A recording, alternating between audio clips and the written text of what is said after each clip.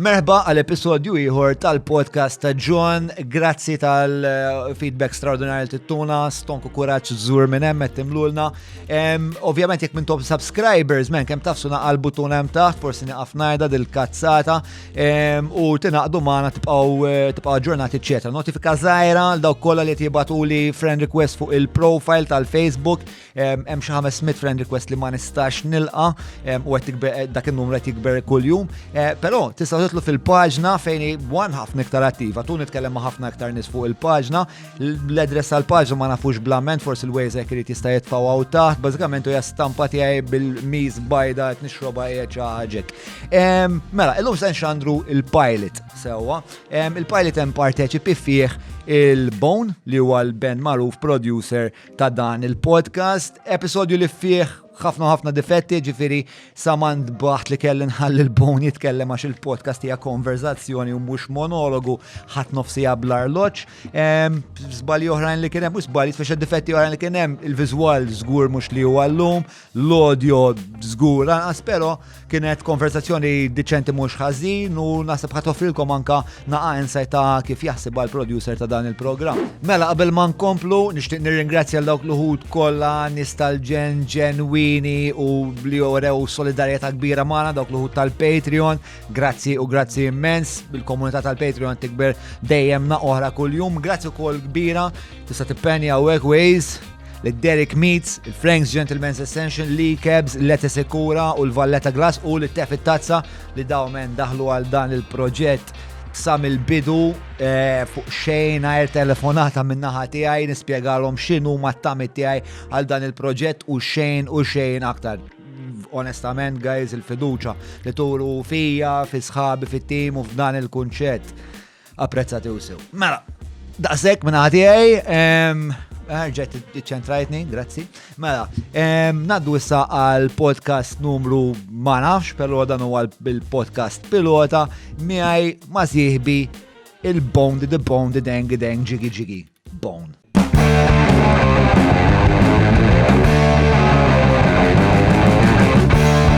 Bil-telefon ngħidu kemm mal-buzz mill-waħda neħibu tnejn ma nifhmux dwar x'qed irednu nistaqsu kif u x'fatta u fejn. Il-podcast ta' John! Il-podcast ta' John! Mela, tlaqna? Tirrikordja Waze? Rolling and action. Mobile's on silent? Yep. Tlaqna Waze. ħafna anti-climaxes Waze. Wara ma niflax ħafna li jom daw jien. Saraġi l-anzjan. Go? Go? Did you say go?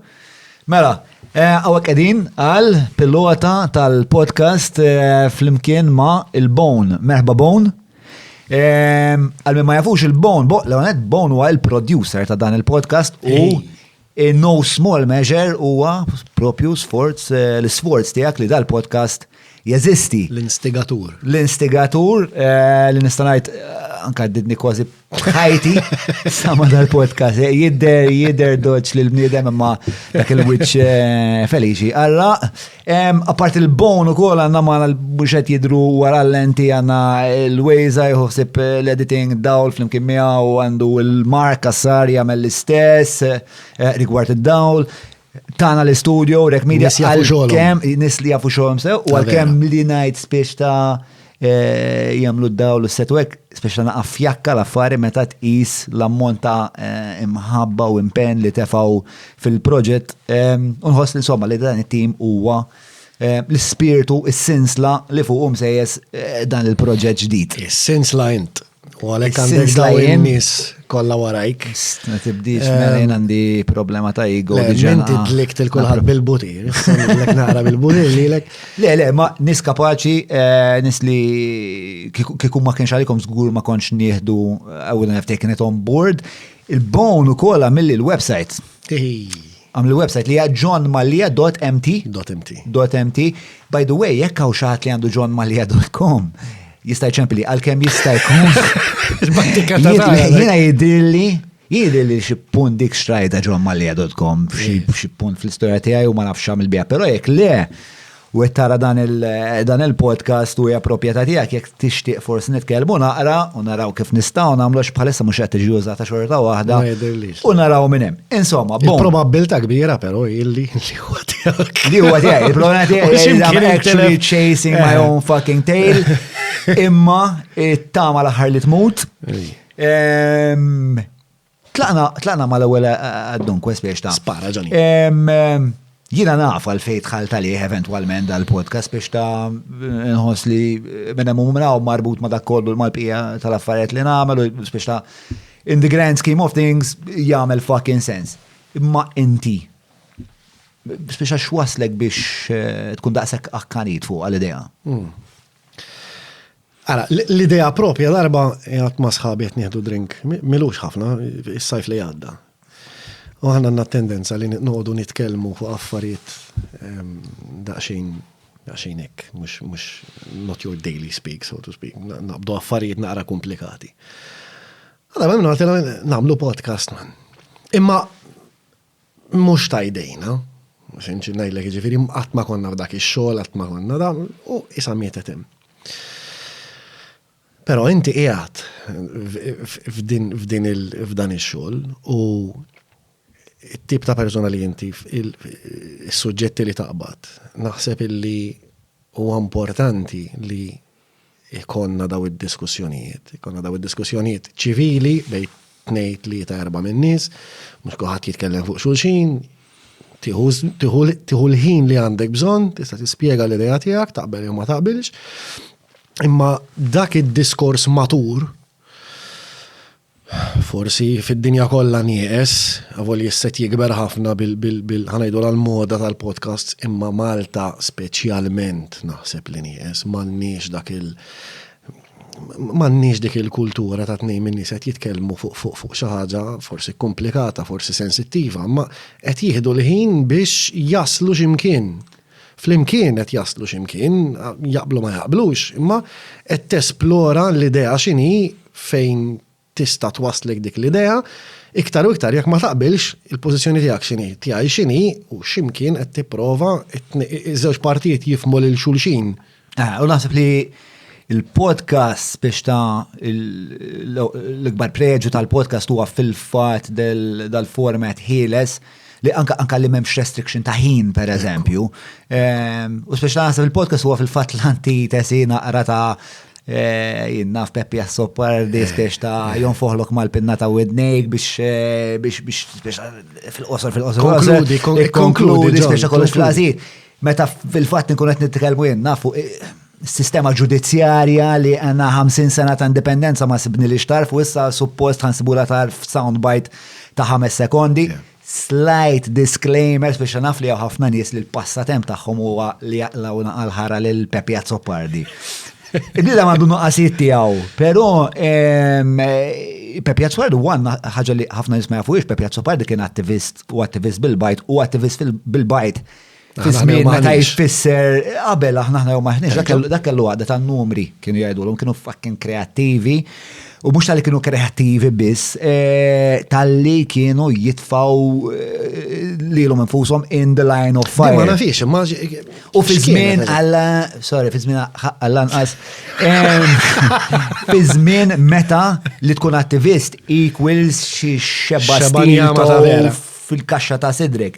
Bġirina rakkonta l-istejjer Peppi fej għalli għanna jien anka ġili bil-taħti bil-bizas biex tant kienu sawtuni fil-depo li kontet nibza ġenwinament li minn il-kamra mux senoħra. Ma smajtu jitkellem publikament fuq għalli.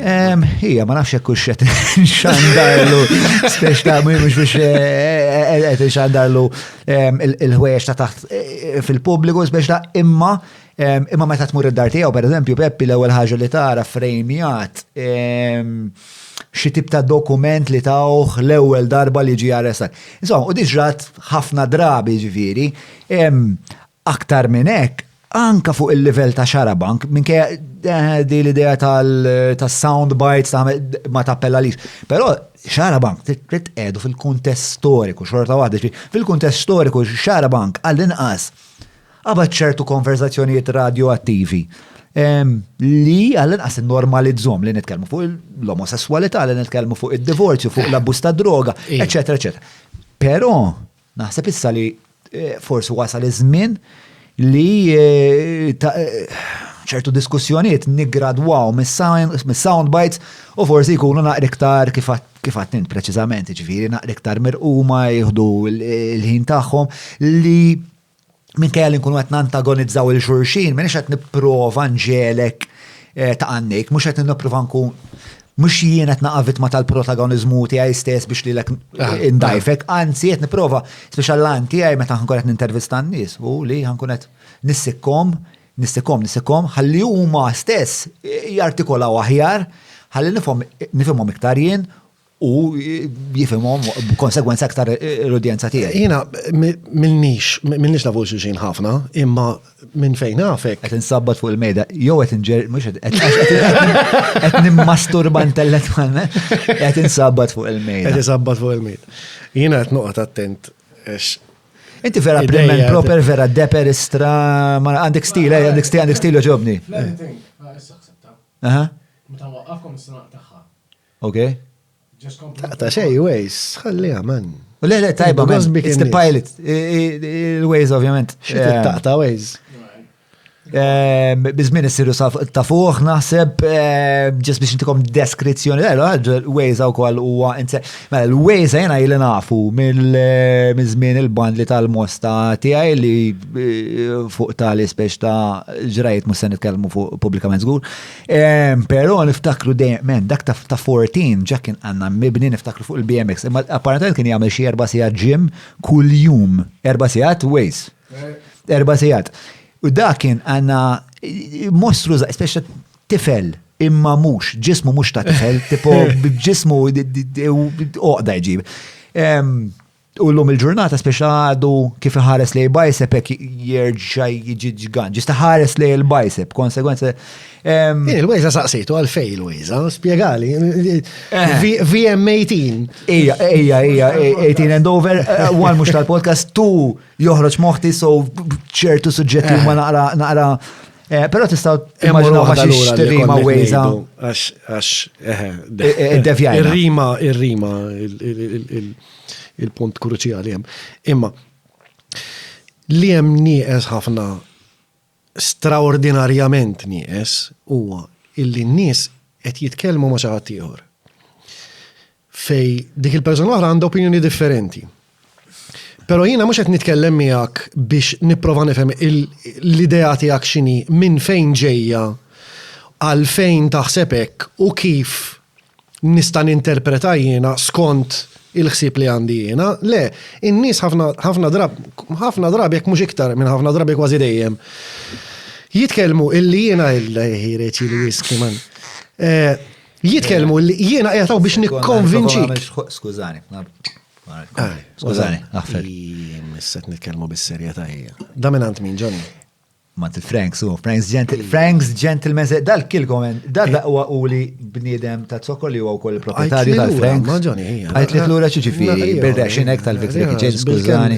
Bil-kem xarrabt li. Biex nqarbnek, għax jiena smajt li meta tisker, inti xi daqsxejn problematiku. Smajt 4 stejjer. Konsegwenza ta' niskejjin marot. Ejja, ma la smajt ħażin. Lura l-punt, man. Il-punt kien għalfejn qed nagħmlu l-podcast. Il-punt kien illi li kont qiegħed fih jekk taqaf tinterrompini dottorat Soppardi. Fil-qosa. Ħani konkludi. Il-fatt li hemm tnejn min-nies qed jitkellmu preferibilment ma jaqblux ma' xulxin. Imma qed jippruvaw jaslu f'kompromess bl-idea differenti tagħhom. Maħniex hekk, aħna qegħdin nitkellmu jiena ir-rwol tiegħi hekk għalli nikkonvinċik biex taħseb ħali. Li ma tiġrix laqqas. Meta jiena qiegħed hawnhekk qed ngħidlek jien naħseb hekk u hekk tittaħseb inti. U anke jiena nħoss li ġieli kont fuq xarabank u inti tħossok meddet minn naħat kollha sewwa. Wan għax meta mort għajla jkolli biex ta' opinjoniet popolari. Tajjeb da ġuni. Tajjeb ta' vera, man. Tajjeb ta' vera. kif jagħmluh, issa mbagħad naslu kif jagħmluh, imma għandhom mod li x-xajr idaħnuh fuq il-pit tal-post. Ġifieri jaqlaw il-pit mill-muntanja u minn fejn jaqlaw, u meta jkun meta jifirxuh idaħnu dal-ostrapit fuq ix-xajr u x-xajr juħu dik it-toma li qed it-tom and it's amazing. Huwa bla dubju ta' xejn il-whisky favoriti. Ta' veru. Bet inti per eżempju meta tmur fuq Xarbank, naqbdu fuq Xarbank, Xarbank speċa huwa l-iktar post fejn id-dibattitu nazzjonali seħ. Inti tħossok meddet men, one l-udjenza taf tkun kemm xejn hostile. Tu, ma tixtaq għannejk, speċa inti l-ego tal-bniedem hu jiena I'm not gonna cede ground because if I cede ground jaf għas ikolli l-opportunità, għas ikolli l-ħin biex umbat I kind of build my intellectual edifice or my dialogical edifice for the common ground. I might have just lost the ground, which I'm never going to get back. Umbat, on top of that, terġa jkollok il-Peppi sejjer fil-qosor ġun, fil-qosor qed ittawwalna ħajitkellem biex ta' u inti tkun in state of alert. L-istess bħal, għandi teorija wkoll fuq fuq road rage. Għax inti in the car tkun in-nota meta tkun f'karozza inti tkun ħafna iktar anzjuż u ħafna iktar prone għal ġlied bażikament, speċjali tibgħat il dak li jkun jieħdu fox kemm għandu għalfej. Għax inti unconsciously inti taf you're driving a weapon sawa and the weapon might be turned on you. Allora inti you're constantly in a state of alert. Allora xiġi inti you're in a state of alert like this. U Xarabank l-istess, you're like this. Il-moment kif xaħat jagħmel xi ħaġa biex jaħxilek il-paċi, inti il-reflection, il-reflex tiegħek huwa li tkun aggressiv lura, because you want to protect yourself. U naħseb, hopefully this will, anka because there's no time limit, let's, chill out. Let me understand what you're saying. I'll try and let me learn. Speċta l-iktar ħaġa li nħugos nagħmel fil-fatt hija li nitgħallem speċta u għalhekk naħseb li jiena u inti naqblu fis-sens fuq il-background tiegħek speċta inti intraprenditur fl-informatika, you're psikopatikament organizzat li huwa l-antitesi tiegħi jiena kaotiku all over the. U għalek naħseb qbilna, u għalek fdajtek fil-verita, għax għalija minkejja li kif nħarsu li id-dinja u ma żewġ modijiet kompletament differenti. One, you came to me with good faith, and we came to each other with good faith. And two, inti tara perspettiva li ma narax, jina għanna ignorant, jina I see so much.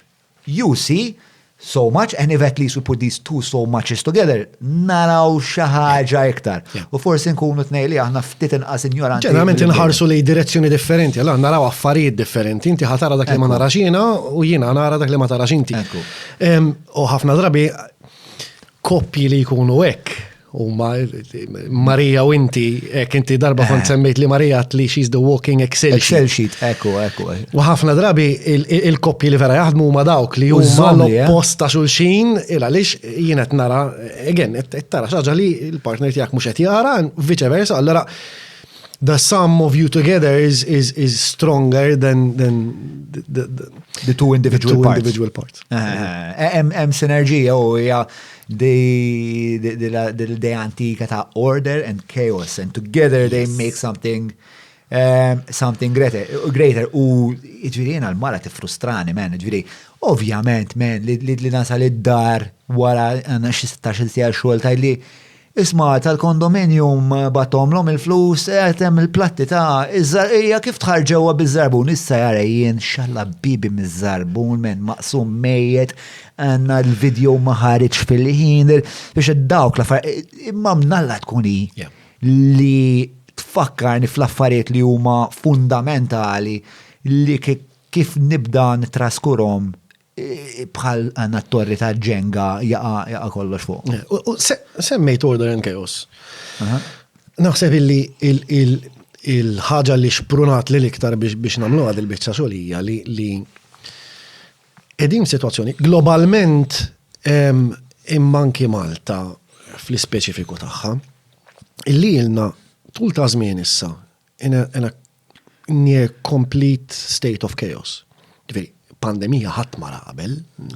In no one's lifetime currently has ever anyone been in a pandemic. So it's a completely different situation for everyone. Jekk tħares daqs iktar il-bot minn xtutna, Brexit, Trump, isu dawn l-aħħar 10 snin, id-direzzjoni hija li chaos. Min kull lat li tħares leja sejrin lem. Hemm ħafna suġġetti oħrajn li huma inqas drammatiċi minn Trump u minn Brexit, imma li naħseb jiena qed inawru minn dak li aħna u dak li dejjem konna u fej sejrin forsi mhix daqshekk post sabiħ. Mhux problem. Jiena naħseb li hija dan huwa żmien kaotiku anka qabel il-pandemija kif qed tajt bi Brexit u Trump. Però Trump u l-Brexit fil-verità huma x-xewqa tagħna għall-ordni għalfej. Trump is about boxing things in. Trump is like build a wall. No more coming in because we have too much chaos. We don't know. They're drug dealers. Brexit. Isma' men, daw l-Ewropa jagħmlu huma, aħna ħaninalqu għaxaw il-problemi, we want to control this stream of migration, hemm bżonn li we put this thing in a box so we can observe it, etc. If there is a longing for that, we've seen a rise of nationalism, which is an old idea that li kienet riġettata isu wara t-tieni gwerra dinija, kulħadd l-idea ta' let's be global, man, let's have, give more strength to the United Nations, let's have the European Union, let's spread out and never go back to these right-wing ideas that caused, fascism u affarijiet. Imma issa qed naraw li wasalna f'punt fej hemm wisq kaos, hemm wisq kulturi ma' xulxin li maħniex ninnegozjaw sew li hemm għandna portion enormi ta' soċjetà li qed tgħid jiena rrid il-Brexit, jiena rrid il-Trump, anke minkejja li tilef issa min da xorta ngħidu għandna 70 miljun voti votaw għalih. Trump u Brexit possibilment ġejjin mill-istess kif attenti ġejjin mill-istess punt. Illi probabbilment huwa in-nies li bdew ma jaċċettawx iktar il-liberalizmu estrem. Allora qed ngħidu. By the way, minu konservattiv u minu liberali, the left and the right. It's actually quite many studies show it's actually biological. Fis-sense, you can quite well predict how people will vote according to their temperament. Ġifieri how agreeable you are, how neurotic you are, etc. That reflects whether you actually vote conservative or vote liberal. Sa fil-kas ta' Malta waħda mill-problemi li għandi jiena hija li donnu ma ċanna xelluk u lemin, isu l-lemin sar ix-xelluk, ix-xelluk sar il-lemin u ma tantx qed tifhem fejn sejra l-biċċa tax-xogħol. L-aħħar darba tkellimna fuq persuna partikolari li għadha kif tħadnet minn partit partikolari ma mmorrux hemma l'issa. Tirrima ma' banana? Tirrima ma' banana, iva. Pudina banana. Anyway, in-nies huma konservattivi għandna pajjiż imdawwar ħafna postijiet minnu bis-swar. Is-swar huma l-espressjoni, the ultimate expression of conservatism. Ġifieri il-barrani jien ma rridux. Sawa, jiena kuntent bli għandi, conservatism is order. It's build a wall, it's Brexit. Dali għanna, kollox tajjeb li għanna ħanibqaw kif aħna. Il-liberali jitjaqbad dak il-conservative approach blows it up because he wants to do new things, he wants to go into the chaos side of things, let's experiment, let's do new things, let's meet new people and whatever. Konservativi għal-eksterna, you want to meet new people, we don't know what disease those people have, we don't know if they're gonna slash your throat while you sleep at night. Ġifieri, hemm daw iż-żewġ partijiet illi for hundreds of years kienu fil-mizin. Sawa, ġifiri il-konservativ jiġbet naħa, il-liberali jiġbet naħa oħra, u dejjem għandek dan il-mizin illi iżom bilanċ bejn tnejn. Issa, problemi għaffej sejrin biha din, isu hemm push enormi, hemm imbuttator enormi mill-liberali. Meta naraw civil rights kifet jespandu u jikbru u jestendu, eccetera, eccetera. U isu il-konservativi b'xi mod jew ieħor kellhom dan il-pressure switch li tar u ġabilna l-Brexit u ġabilna l-Trump. Ġifieri isu an extreme reaction to a current situation. To another extreme reaction. Ekku. Ma nafx li mu l-iktar perikolus. U hemm feedback loop. Jiena nemmen li hemm feedback loop. Ġifieri jien naħseb li storikament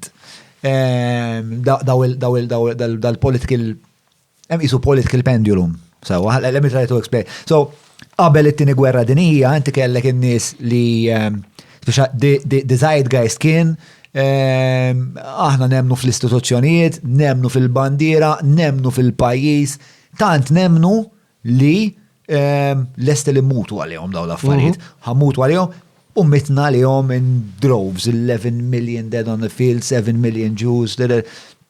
Bat ħalesna li ġamilna għadna il-Madonna. Naħseb daw l-istituzzjoniet naqa problematiċi għax meta Hitler qal li aħna l-razza mażula u l-Ġermanja hija l-aqwa. Hemmhekk hemm problema, Mussolini, eccetera, eccetera, Stalin. So we have a problem with the analysis, which is that the state can solve everything, that institutions can solve everything.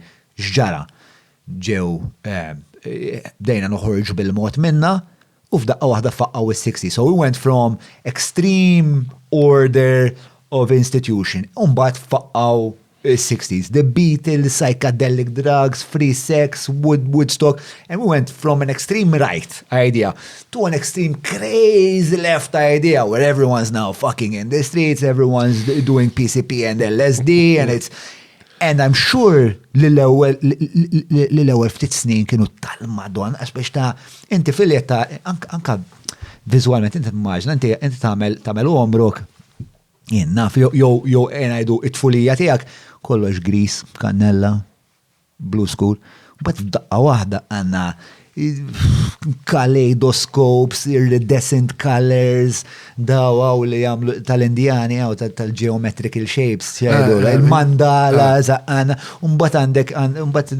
il-Beatles joħorġulek Sgt. Pepper and it's all this psychedelic crazy shit li rġajt smajtu dal-aħħar ukoll tripjajt. Not actually disclaimer, actually tripjajt just ħafna għozbi. So, allura inti għandek l-ewwel mal-modernizmu, mbagħad il-postmodernizmu li jirriġetta kollox, u mbagħad il-pendulum beda bil-mod jislowja, mbagħad kellek il-Carter, kellek il-Reagan, l-Unjoni Ewropea speċa was an institution, but not a nationalist institution, a global institution. Let's find a middle ground here. We're going to allow free flow of migration, but a controlled free flow. U dejjem biktar bil-mod. Mbagħad kellna il-Bush, mbagħad kellna l-Clinton, mbagħad kellna l-Obama li kien spiex ta' simbolikament. I think that's when we hit the dead center sewa. Obama is ħbib mal-banking community, ma fl-istess ħin iswed u ġili repja biċċa ta' Snoop Dogg. Imur fuq Oprah Winfrey u fl-istess ħin. Very good orator. Very good orator, black. Right? In a country li kella storja disgustanti ta' kif titratta l-Afro-Amerikani, jasal, eccetera. And then we hit the center, and then we kind of got bored of the center. Where do we go now? Yeah. Boom, Trump. Tlaqna Trump issa naraw, bro. And then, issa ma nafx jekk ġiex l-ewwel Trump, the woke, extreme left where... You said the word. I said the word. I triggered the bone, which I was meant triggered. Not to do, imma... ħana election kretani però id-differenza bejn fejn qegħdin issaw forsi bejn mis-60s. Hija the 60s was quite it was focused on fun, so to speak. Yeah. Right. Ġifiri, minn dak il-konservativizmu enormi, situazzjoni nbidlet għal how do we actually have fun. It was focused on that. Situazzjoni tal-liberalizmu kif qegħdin fiha bħalissa, qed tħares lejn u qed jirnexxiela ġġib tibdiliet kbar fl-istruttura tagħna u fil-psikoloġija tagħna. U waħda mill-iktar affarijiet perikolużi hija li dik l-ideoloġija qed tibda tirrifjuta fatti. Right. Qed tirrifjuta ċertu fatti bioloġiċi, qed tirrifjuta ċertu fatti storiċi, soċjoloġiċi, eċetera, eċetera. U hawnhekk tibda tinħoloq il-problema, il għaliex. Simplistikament, sewwa, jekk inti għandek in-nies illi qed jilbsu l-qomos bil-fjuri u ħallu xaron twil u jieħdu l-LSD għal 10 snin minn ħajjithom, u mbagħad kibru kellhom it-tfal u saru nies li huma responsabbli u kważi konservattivi, għax dik hija wkoll it-tendenza tagħna bħala bnedmin sewa teenager l-attitudni tiegħu hija awtomatikament liberali. Jiena ħanbiddel id-dinja, inti ma taf xejn, ovvjament l-ġenituri, inti ma taf xejn, jiena naf aħjar minnek ħanbiddel id-dinja. And it's understandable u kważi it is to be encouraged. At that age, you're trying to find yourself, it makes all sense. Imma, meta dik l-attitudni mbagħad qed naslu f'sitwazzjoni fejn qed inbidlu liġijiet li huma kważi kolonni, qed inbidlu ħsibijiet fl-iskejjel li huma kolonni kbar ta' dak li aħna llum, hemmhekk qed noħolqu problema mhux biss għallum imma għal snin li ġejjin. U Malta biex nġibu daqsxejn id-diskursat iktar viċin lejna. Aħna dejjem konna 10-20 f'ċertu każi anke 30 sena lura. Ġifieri jekk tħares li l-liġi tad-divorzju pereżempju, eċetera, eċetera. Dejjem konna ħafna snin lura. Bl-internet dak il-lag li kellu l-pajjiż fuq l-introduzzjoni ta' affarijiet tajbin naqas.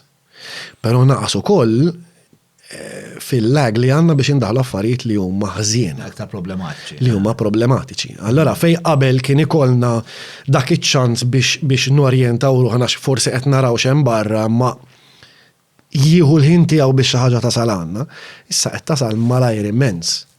Jiġifieri meta tħares pereżempju lej civil rights għas-saħħa tal-argument, wieħed mill-iktar pajjiżi avanzati fid-dinja kważi at this point. Imma il-problemi li dik iġib magħhom huma wkoll magħna u waslu magħna malajr immens. Sewwa. Ġifieri naħseb illi xi ħaġa diskussjoni bħal din hija importanti il għaliex. Jekk qed nifhmek sew. Għax m'intix tkun speċifiku. Ġifieri inti jiena l-problema tiegħi bid-drittijiet. Alright, mela, ħaniprofa nifremja bliktar mod kaut minn arma biex nisplodi l-comment section, sawa. U b'responsabilta. Jiena insib problema fej dak li jkun qed jitlob id-drittijiet ma jifhimx tiegħem il-feedback loop bej id-dritt tiegħi u l-obbligu tiegħek. Jew kultant id-dritt tiegħi huwa wkoll l-obbligu tiegħek fl-istess ħin. Id-dritt, l-obbligu u r-responsabbiltà li dak id-dritt iġib miegħu. U ħadd ma jitkellem fuq din. L-ebda politiku qatt ma smajt jiena ħantik dan id-dritt. Malta. Ġifieri inti omosessuali tittiżewweġ ħudu dritt l-ebda problema. Imma x'responsabbilta hemm miegħu dak id-dritt? L-ewwel responsabbilta għandha tkun lejn dak li tak id-dritt. Ġifieri, id-drittijiet kollha li għandna llum aħna kollha huma mogħtija lilna mis-soċjetà li ngħixu fiha. Ġifieri, il-fatt li jienu inti nistgħu illum jien naf u x'inhu. Dak Moral Polyclinic jekk sawa, mela, jien naf nieħdu. Indek subajk blu. Ghost. Kien, u mbagħad is-sensei qabdu għalli is gonna hurt blue. You just pull it and put it back. It hurt, bro. It still hurts. But anyway, digression. I digress. I can't relate. Id-dritt ta' saħħa jew social services huma x'inhuma dak id-dritt tiegħek li inti titħallas jekk tlift ix-xogħol, pereżempju, bħalissa. Pandemija għaddejja, hemm ħafna nies tilfu xogħol. All right, qed intuhom qed jieħdu rightly so sa ċertu punt, imma qed jieħdu il-flus biex jgħinhom jgħaddu minn dan il-perjodu diffiċli. Ta' kriżi. Granted. Great. Dak il-flus minn fejn ġejjin. Great. Il-flus ġejjin minn ħadd ieħor li qed ħadem għalihom jew qatt irid jaħdem għalihom biex inti bħalissa you're kept afloat. Yes. Right? Però l-ebda politiku, l-ebda persuna qatt ma qalet jiena ħantik dan id-dritt. Inti single parent għandek il-social services li qed imma r-responsabbiltà ma dak id-dritt. X'inhu? Għandek tispjega ir-responsabbiltà tiegħek int issa x'inhi, illa li inti biex qed tieħu dak id-dritt qed tpoġġi r-responsabbiltà fuq ħadd ieħor biex dak id-dritt jista' jtihulek. Preferibilment ma tintefax id-dar tara il-porn ġeri u tpejb l-smoke. Preferibilment le. Preferibilment tkun qed tipprova tejb is-CV jew naf ħadd xi kors online biex tkun iktar. Imma min qed joħroġ jgħidha din? Imma inti li qiegħed id-dar illum meta kont taħdem f'hotel u l-hotel magħluq u qiegħed id-dar u qed tieħod minn €100 fix-xahar, minn €100 fix-xahar min isir. Jidher li xi ħaġa. X'qed tagħmel bħinek? X'qed tagħmel biex dawk it-€800 fix-xahar qed ittihom lura lis-soċjetà? Kważi il-gvern u so this is the fundamental problem with modern socialism. Mela, jiena naħseb li mhux naħseb li issa mhijiex parti mill-narrativa di tar-responsabilità. JFK kien jgħid don't think what the country can do for you and fucking it up by the country. U jien jidhirli li f'xi punt anke Mintoff kien jgħid speċjalment wasal żmien biex nissikkaw iċ-ċinturin, which invariable means isma, da għanna u salipa u ekku minn ħajerfa u ċittadin u aħna l-koll ħajkollna nerfaw. Ma ħadd ma jiġi jgħidlek hekk. Ma Mintoff kien qala. Mintoff kien dinastija differenti għandek il-Mintoff u li difinek għadami tnejn minn nies li huma stalwart speċ ta' but straordinarji li ġew kontra xulxin fl-istess ħin b'ideoloġiji kompletament b'ideoloġiji mhux ideoloġiji kellhom wieħed kieku naħseb illi speċjalment minnaħa ta' Mintoff kieku irridni ma' żammer sew kienet tmur ħafna iktar li l-ideoloġija kważi indutrinata ngħidlek ta' soċjaliżmu ma' imma very arguably so. Biex nallaċċa daqsxejn ma li konnet ngħidu, l-ar parti l-ewwel parti tinkwetani, jiġifieri li trid id-dritt, però ħadd ma jitfa' responsabbilta fuqek, u allura la ħadd ma tefa' dik ir-responsabbilta fuqek kważi inti qasett tindenja ruħek taħseb fuq dik ir-responsabbilta. U allura li jiġri huwa bil-Malti provide insib kelma li għadin imma ma stajtx. Sense of entitlement. Ġifieri issa mhux tajtni d-dritt, grazzi.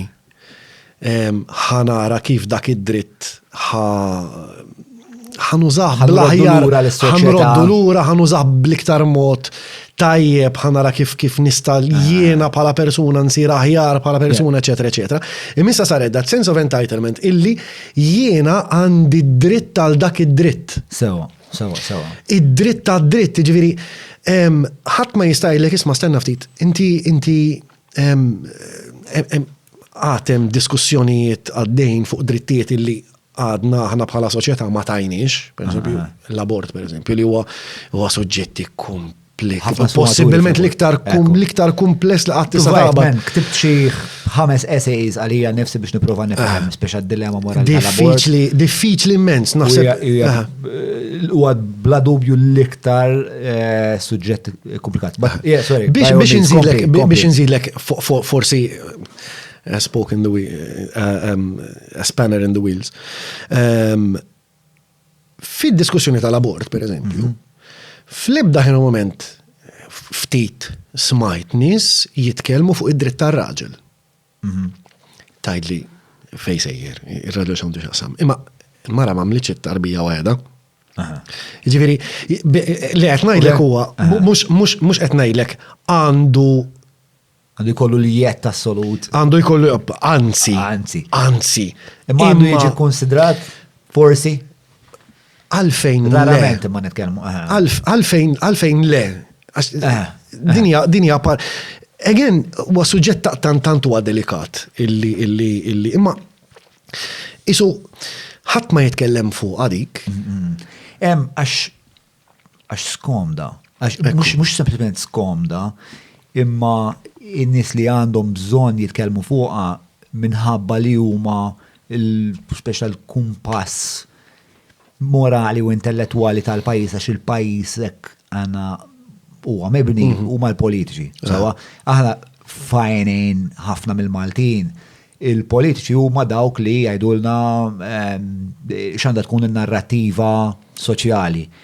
Dawk il-politiċi għandhom bżonn il-voti, men. Dawk il-politiċi iktar hemm ċans li jiena nċempillhom ngħidlhom isma'. Jiena għandna familja ta' 50. M'għandix ġob ħabba l-Covid. Daħħalni naħdem il-PBS. X'taf tagħmel inti? Xej, għandi 50 vot imma, tridhom. Umbagħad we have il-problema li id-departamenti li l-gvern kważi jintuża bħala reċipjent fejn itfaw spiex ta' sfortunatament ħafna drabi ħafna sanguisuga li mbagħad jistgħu jroddu lna lura il-vot għax id-demokrazija sabiħa ma fl-aħħar it's a numbers game sewa. L-għart tentazzjoni hija kbira. U allura, biex ta' diġat nilħabu l-loba fuq dak il-level, aħseb u għara kem jienna fil-Prim Ministru l-kap tal-oppozizjoni ħajmur fuq xarabank. Who the fuck wants to hear about responsibility, man? I want to know what the fuck you're gonna give me. Most people, sawa, għax ma femux li da mux birbla sawa, jiena ma donnu ħafna nies ma jirrealizzawx din li ma jirrealizzawx ma sepp to a point one għax memħat li qed jgħidilhom. Mhux hekk. Isma' ma dan id-dritt hemm ukoll nieħdu xaxa bażika sewa. Is-servizz tas-saħħa l-argument. Mela. Inti għandna bil-tkejjel ir-russu, għandna l-brokkoli, tixrob 3 litri ilma kuljum, xorb alla meqjus u nar ta' ħadbiż, u mbagħad tkun hemm għandna drogi blood dutch, għandna bżjut u skakar biss. Ovvjament jien ħan spiċċa l-isptar, problemi ta' obeżità, eċetera.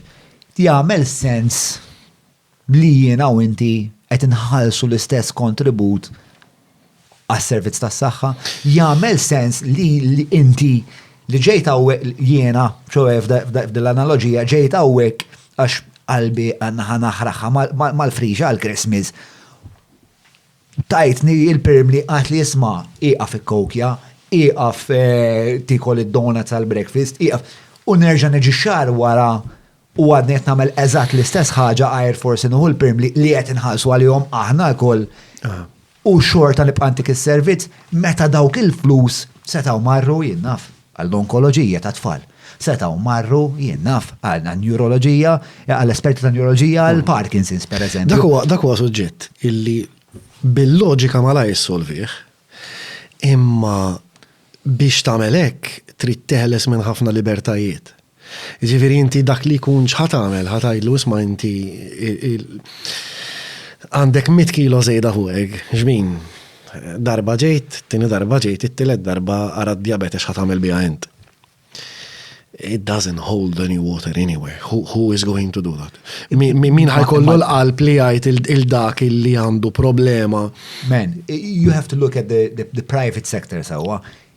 A private insurance company abroad mhix settika għandna flus għall-kirurġija tal-qalb jekk inti mit-nies għal-ħadd qed tiġbed il-kok minn fuq s-som l-strippers. It's not gonna happen. Għalfej jiena Joe Public ħajkoll nħallas għalik meta inti you just don't want to know any better. It's just makes zero logical sense. It's not about empathy. And if we want to talk about empatija, L-empatija għandha tmur. Again, it-tfal tal-onkoloġija li daw qed iġarbu l-kanċer and we can't get them the top people in the world. Because why? I'm wasting money on these fucking hip replacements ta' nies li marridux jafu. Però hemm ċertu komplessitajiet fiha din li mhux daqshekk faċli issolvi l-problema b'dak il-mod. Għalfejn. Il għaliex aħna qegħdin f'soċjetà and being in a society is a constant negotiation. Right? Ġifieri, jiena il-fatt li qed nitħalla ngħix din is-soċjetà, il għaliex jiena qed nimxi ma' ċertu regoli ta' soċjetà. Jekk jiena ma nagħmilx hekk jekk noħroġ ċaru intri Repubblika, ħajaqbduni u neħħuni minn dik is-soċjetà jpoġġuni x'imkien. Sewwa. U allura lajn għandek dik il-logħba bej il-parteċipanti kollha fis-soċjetà, kulħadd qed jirbaħ xi ħaġa u jitlef xi ħaġa. Mela, b'dak l-argument li qed tagħmel inti, minn hawn jew minn hemm, jiena qed nagħti kontribut iktar minnek u x'imkien ieħor qed nagħti kontribut inqas minnek. Jiġifieri jekk ċali għandu 100 kilo xitlef, jien impejjeb. Inti tħobb il-qatra.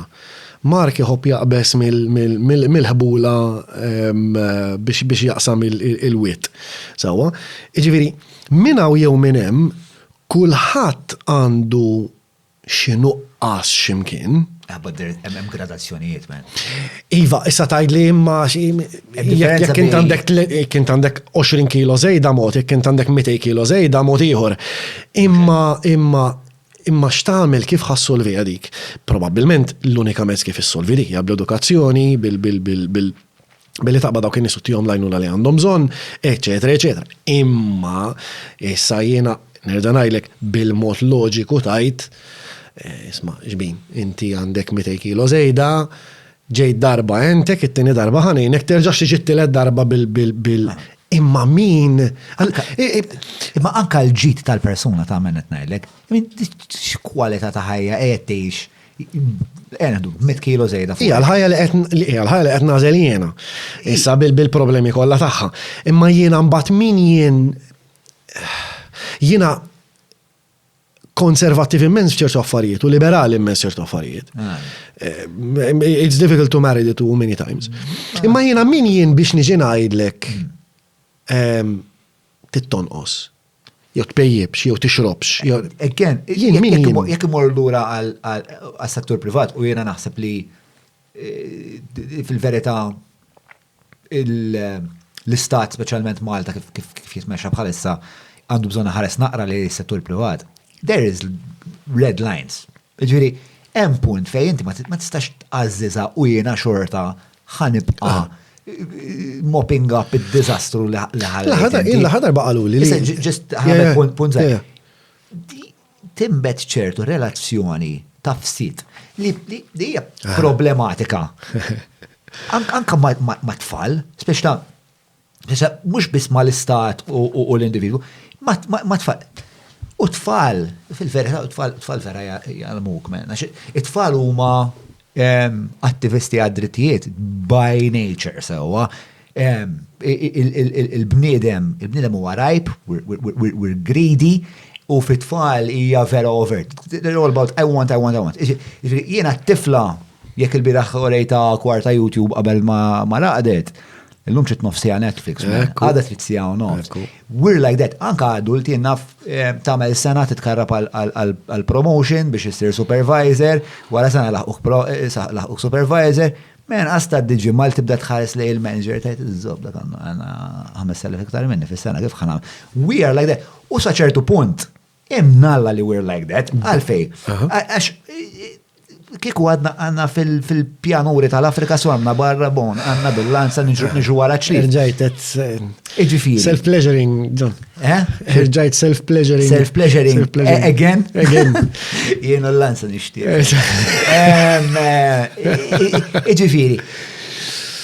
Dik hija l-sfortuna li inti meta bniedem id-darriħek, meta bniedem id-darriħ ma jġorx salib u li sagrifiċu jibza, ħajbqa jibza. Speċjalment li minkejja li jkun għazzien xorta qed tippremjah u jien ma nafx li pajjiż fil-punent progressiv qed isejjes il-progress tiegħu progressiv as in moving forward mhux liberal. Fuq las ta' ġensu.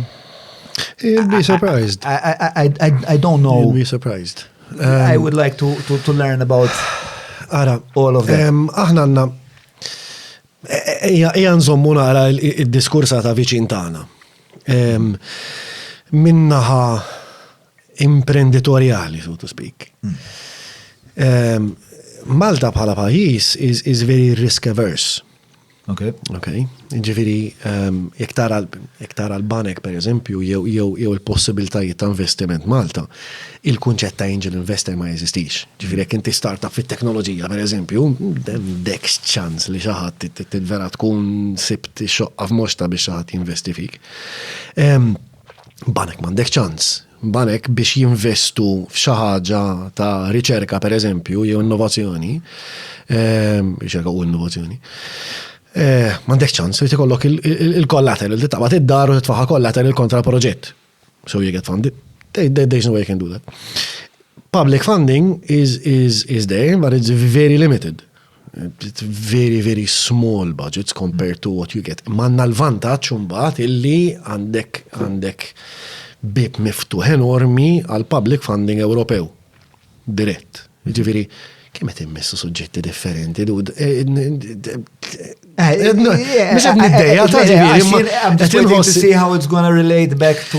Inħossi li inħallu ħafna toqob warajna. Appuntu għalek qed ngħidlek. Imma Malta donnu konnet nitkellmu ftit fuq qabel din. Isu l-Malti ma m'għandux il-kultura tar-riskju. Nistmerru meta xi ħadd falla. U met inti m'għandekx kultura li taċċetta l-falliment, il-kultura, il-soċjetà ma timxiex il-qoddim. Tying back into order and chaos.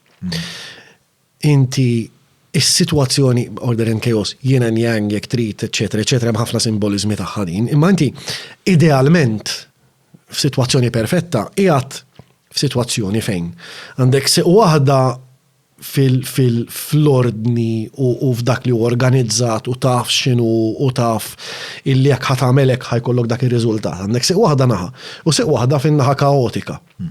Għalfejn? Għax inti fil-kaos fejn issib affarijiet ġodda. Fejn tara li xi ħaġa tista' taħdem aħjar. Alla inti għad situazzjoni fejn għandek il-pedament tiegħek fil-ordni. Però qed tesperimenta fil-chaos u at some point in time ħad tagħmel affarijiet fil-chaos li ma jaħdmux. Ippruvajta di ma ħadmitx ma nerġax nagħmelha. Però ħajkun hemm xi ħaġa li ħadmet aħjar minn dak illi taf inti. Allora tispiċċa f'dal feedback loop illi chaos sometimes gets you into trouble, sometimes it gets you to somewhere new which is better than where you were before, and that's where you assimilate the result of chaos that worked into your order. Yeah. U hemmhekk fej is-soċjetà tevolvi, hemmhekk fejn insibu affarijiet ġodda, hemmhekk fej hemm Elon Musk, fej hemm il-mobiles, l-internet, l-innovazzjoni kollha minn hemmhekk tiġi. Illi inti għandek dak il-psikopatiku x'imkien li jgħidlek isma' jiena mag blu dejjan. Edison x'kien jgħid fuq għali? Edison kien jgħid xi ħaġa kellu xi fuq falliments like Superways affiċċilna man. Like 99% perspiration, 1% motivation, something like that. But what he meant was like, trid għanna tfalli. Semmejt il-JFK qabel. Waħda sabiħa ħafna li kien għal-JFK, we don't do things because they are easy, we do things because they are hard. Bil-accenti għab kollox, għamul jazobi kumma so. Edison. Yeah. And that is such a great thing to hear. Li l-lum ma dekx tismaħħa, ħadd ma jiġi jgħidlek il-lum inna għandna bżonn nagħmlu din hija ara x'ġara fil-pandemija.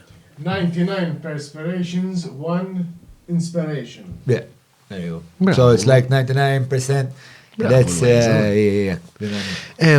kapaċi ta' imma isu ħadd ma joħroġ u jgħid għandna problema.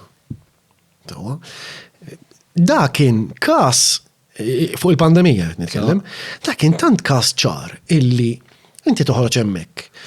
Tkellem lil poplu ta' adult minn adult tal adult. U tajlu sma s-sitwazzjoni għadin. Sawa? Xej sabiħ muġej, anzi ġejn affarijiet koroħ lejna. Il-kontra ġara, le, all right, business as usual Ġunju, business as usual Settembru, business as usual January, business as usual March. Imma kulħadd jaf li mhux il-każ, kulħadd jaf li mhux ħajjiġri hekk. Għalfejn. Kulħadd jaf. Le, sibx kulħadd jaf. Min ma kienx jaf għax letteralment għax ma kienx qed jara xem quddiem u da li ma pandi. Le, ma jen perswas li ħafna minn nies ħadu dak li qal il-Prim Ministru sħabu bħala fanġeru. U qalu u f'dak il-każ. And they were just feeling okay enough until kellu jerġa' jidher fuq it-television jgħidilhom Settembru. Just like a little booster tal-inoculation. Minu l-kretinem? Minu l-kretina? Xaħat il-politiku kretin fil-verità. Ma wkoll kretin il-poplu li temmen il-politiku kretin u d-diemek. Xaħat irid jagħmel xi ħaġa dwar il-poplu, men. Fis-sens, il-poplu dan huwa poplu żagħżugħ. Tu huwa poplu indottrinat. Stenna. U just a slight tip at like the end of this, the punchline is li jiena lek inkazzawn il-partiti, għax il-partiti għandhom opportunità enormi. Il-partiti il-maġġoranza tal-poplu jidolizzawhom. They are very much indoctrinated by them. L-ewwel kellna aħna poplu jindejjem narana il-poplu tad-Dutrina l-ewwel kellna knisja li kienet tgħidilna moralment xi nagħmlu mbagħad jisimgħu għadha l-esoteriżmu kollu spex ta' ċħadnieh m'għadux jagħmel sens spex ta' u għandna bżonn xi ħadd ieħor biex jgħidilna x'nagħmlu u tfaċċaw il-partiti. U l-partiti il-massa tal-Maltin jidolizzawhom. Sal-punt li kieku il-partiti jippruvaw jedukawhom in-nies ħajjisimaw għalfej, għax jiena mill-idolu tiegħi, jekk jien naf jiġi fuq naf meta kont kont nħobb il-Mortal Technique pereżempju. Jiġi fuq għandix idea minn Ġun. Rapper Peruvjan, jgħod Harlem, għandu ħafna idejat xellugin.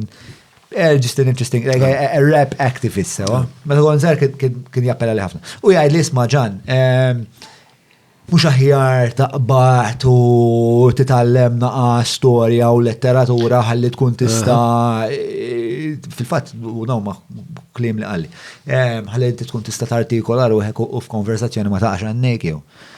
It's like, shit, it's more than just looking tough. All right, cool. Imagine li il-partiti li għandhom l-attenzjoni kollha tal-partitarji tagħhom li huma the vast majority of this country. In-narrattiva tagħhom ibidluha minn tridu tkunu fanatic followers and hear some more propaganda to ram down your throat to isma, we have the best ideas and we have the best ideas because policy. Also, I feel like the country could do better if we all were more critical, if we all saw things through minn lenti li mhijiex dogmatika ta' dottrina partiġjara, eċetera. Naħseb illi dik it's idealistic, idealistic għall-alla. Però naħseb il-media indipendenti u l-internet naħseb dawn l-affarijiet fil-verità qed tagħmel tidħol f'dak l-ispazju. Imma assolutament maħniex laqqas viċin fejn suppost qegħdin. U naħseb li waħda mill-problemi enormi li għandna hija sistema edukattiva li zoppa ġifieri mhix zoppa blażaj. Li hija sistema edukattiva illi nibtet prattikament fil-50s u 60s biex traw hemm nies biex jaħdmu fil-fabriki prattikament. Dik hija sistema edukattiva li għadna biha sallum ħafna pajjiżi għadhom b'dak il-ħsieb. Imma Malta possibilment ħafna iktar minn postijiet oħrajn. U dik hija inkwiet kbir, għaliex inti iż-żgħażagħ m'intix qed tagħlimhom kif jaħsbu, imma Imma x'jaħsbu. Not how to think, but what to think. Kif jaħsbu, kif inti kapaċi tanalizza sitwazzjoni u tara x'hemm tajjeb u x'hemm ħażin u tibni l-opinjoni u l-ħsieb tiegħek fuq dak li qed tara. Mhux għax il-kap qallek hekk, jiġifieri hekk, u l-iktar ħaġa idiotika ta' situazzjoni hija li inti għandek partit u li mwieħed miġġiġna ħaġrat illum għandek kap, għandek kap ieħor, id-darba li jmiss għandek kap ieħor, u inti li jiġri huwa li jgħidu x'jgħidu dawk it-tlieta, inti bil-frame tagħhom fil-kċina d-dar u dawk li jgħidu huma dogma. Ma taħseb li this grip is slowly but surely coming undone? It is, but it's being replaced by other things. U hemmhekk qed tibda ċaqċaq il-qasba il għaliex fejn qabel għall-inqas kellek żewġ you had two polar opposites that were in conflict. Right? U ġeneralment Għal-min għattajt l politikament. Okay, so għandek żewġ partiti li huma two polar opposites, it's very clear. It is very clear. U sa ċertu punt dej kien hemm il-bilanċ vera l-Partit Nazzjonali se kien għamel 25 sena fil-gvern, ġifieri kien hemm daqsxejn staġnar minn dik in-naħa, però dak l-istaġnar mbagħad malaj jgħaddi, il-partit għajja, l-partit nawwar, u ġi il-Partit Laburista li mbagħad mar in-naħa kompletament opposta f'ċertu sitwazzjonijiet, mhux f'oħrajn. F'oħrajn kważi il-konservattivi ġeneralment by temperament iridu kemm jista' jkun ftit intervent mill-gvern. Right? Ġifieri the business mentality, don't tax, eccetera, eccetera.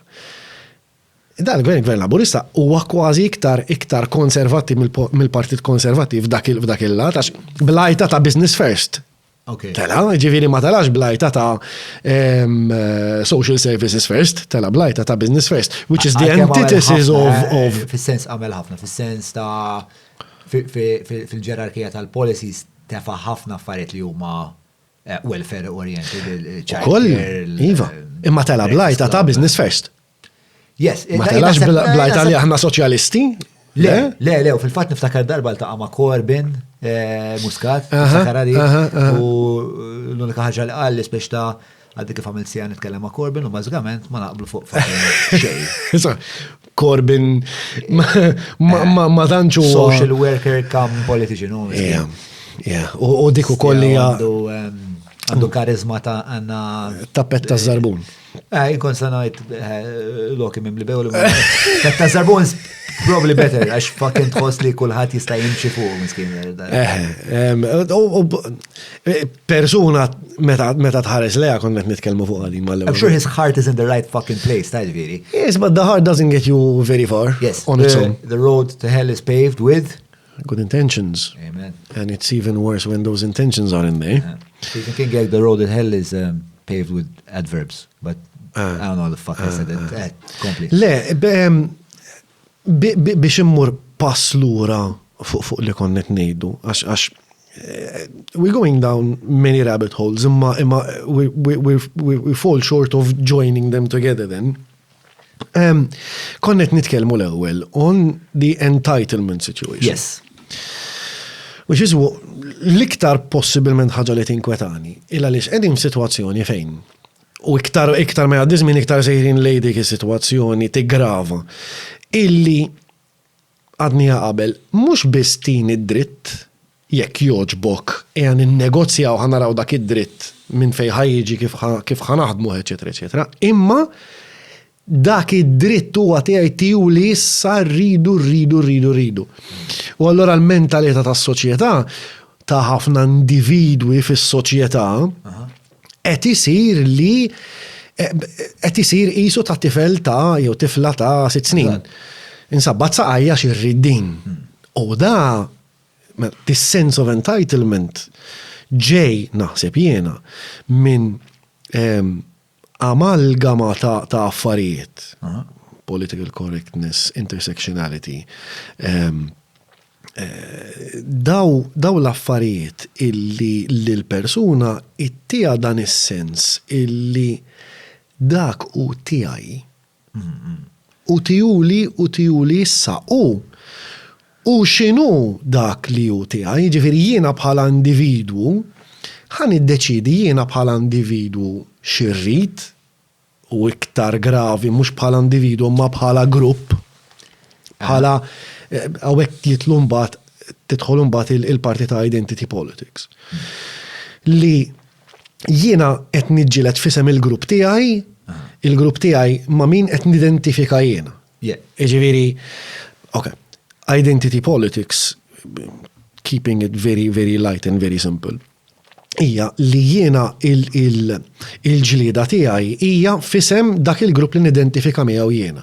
Li storikament ġieli kienet importanti, għedik. Bħal dejjem, imma. Kienet importanti immens, naħseb fil-fatt l-eter part tas-seklu 20, naħseb taqti għad-dritti ċivili ta' Suwed fl-Amerika, naħseb kienet l-iktar biċċa attivizmu importanti ta' dik l-epoka, naħseb. Imma issa bil-ħsieb postmodernist ta' intersectionality u identity politics. Tant saret ikkomplikata. Dak is-senarju tant ikkomplika ruħu.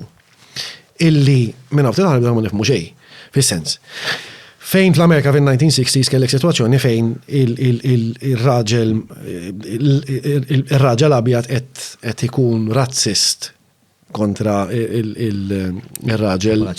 Popolazzjoni sewda qed kont qed nipprova nsib il-kelma li mhux raġel tinkorpora l-mara. Kienet sa ċertu punt ċara wkoll, ġifieri għandek one pole on one side and one pole on the other, and they're trying to reach a middle ground. Issa ġejna sitwazzjoni fejn tant hemm gruppi involuti.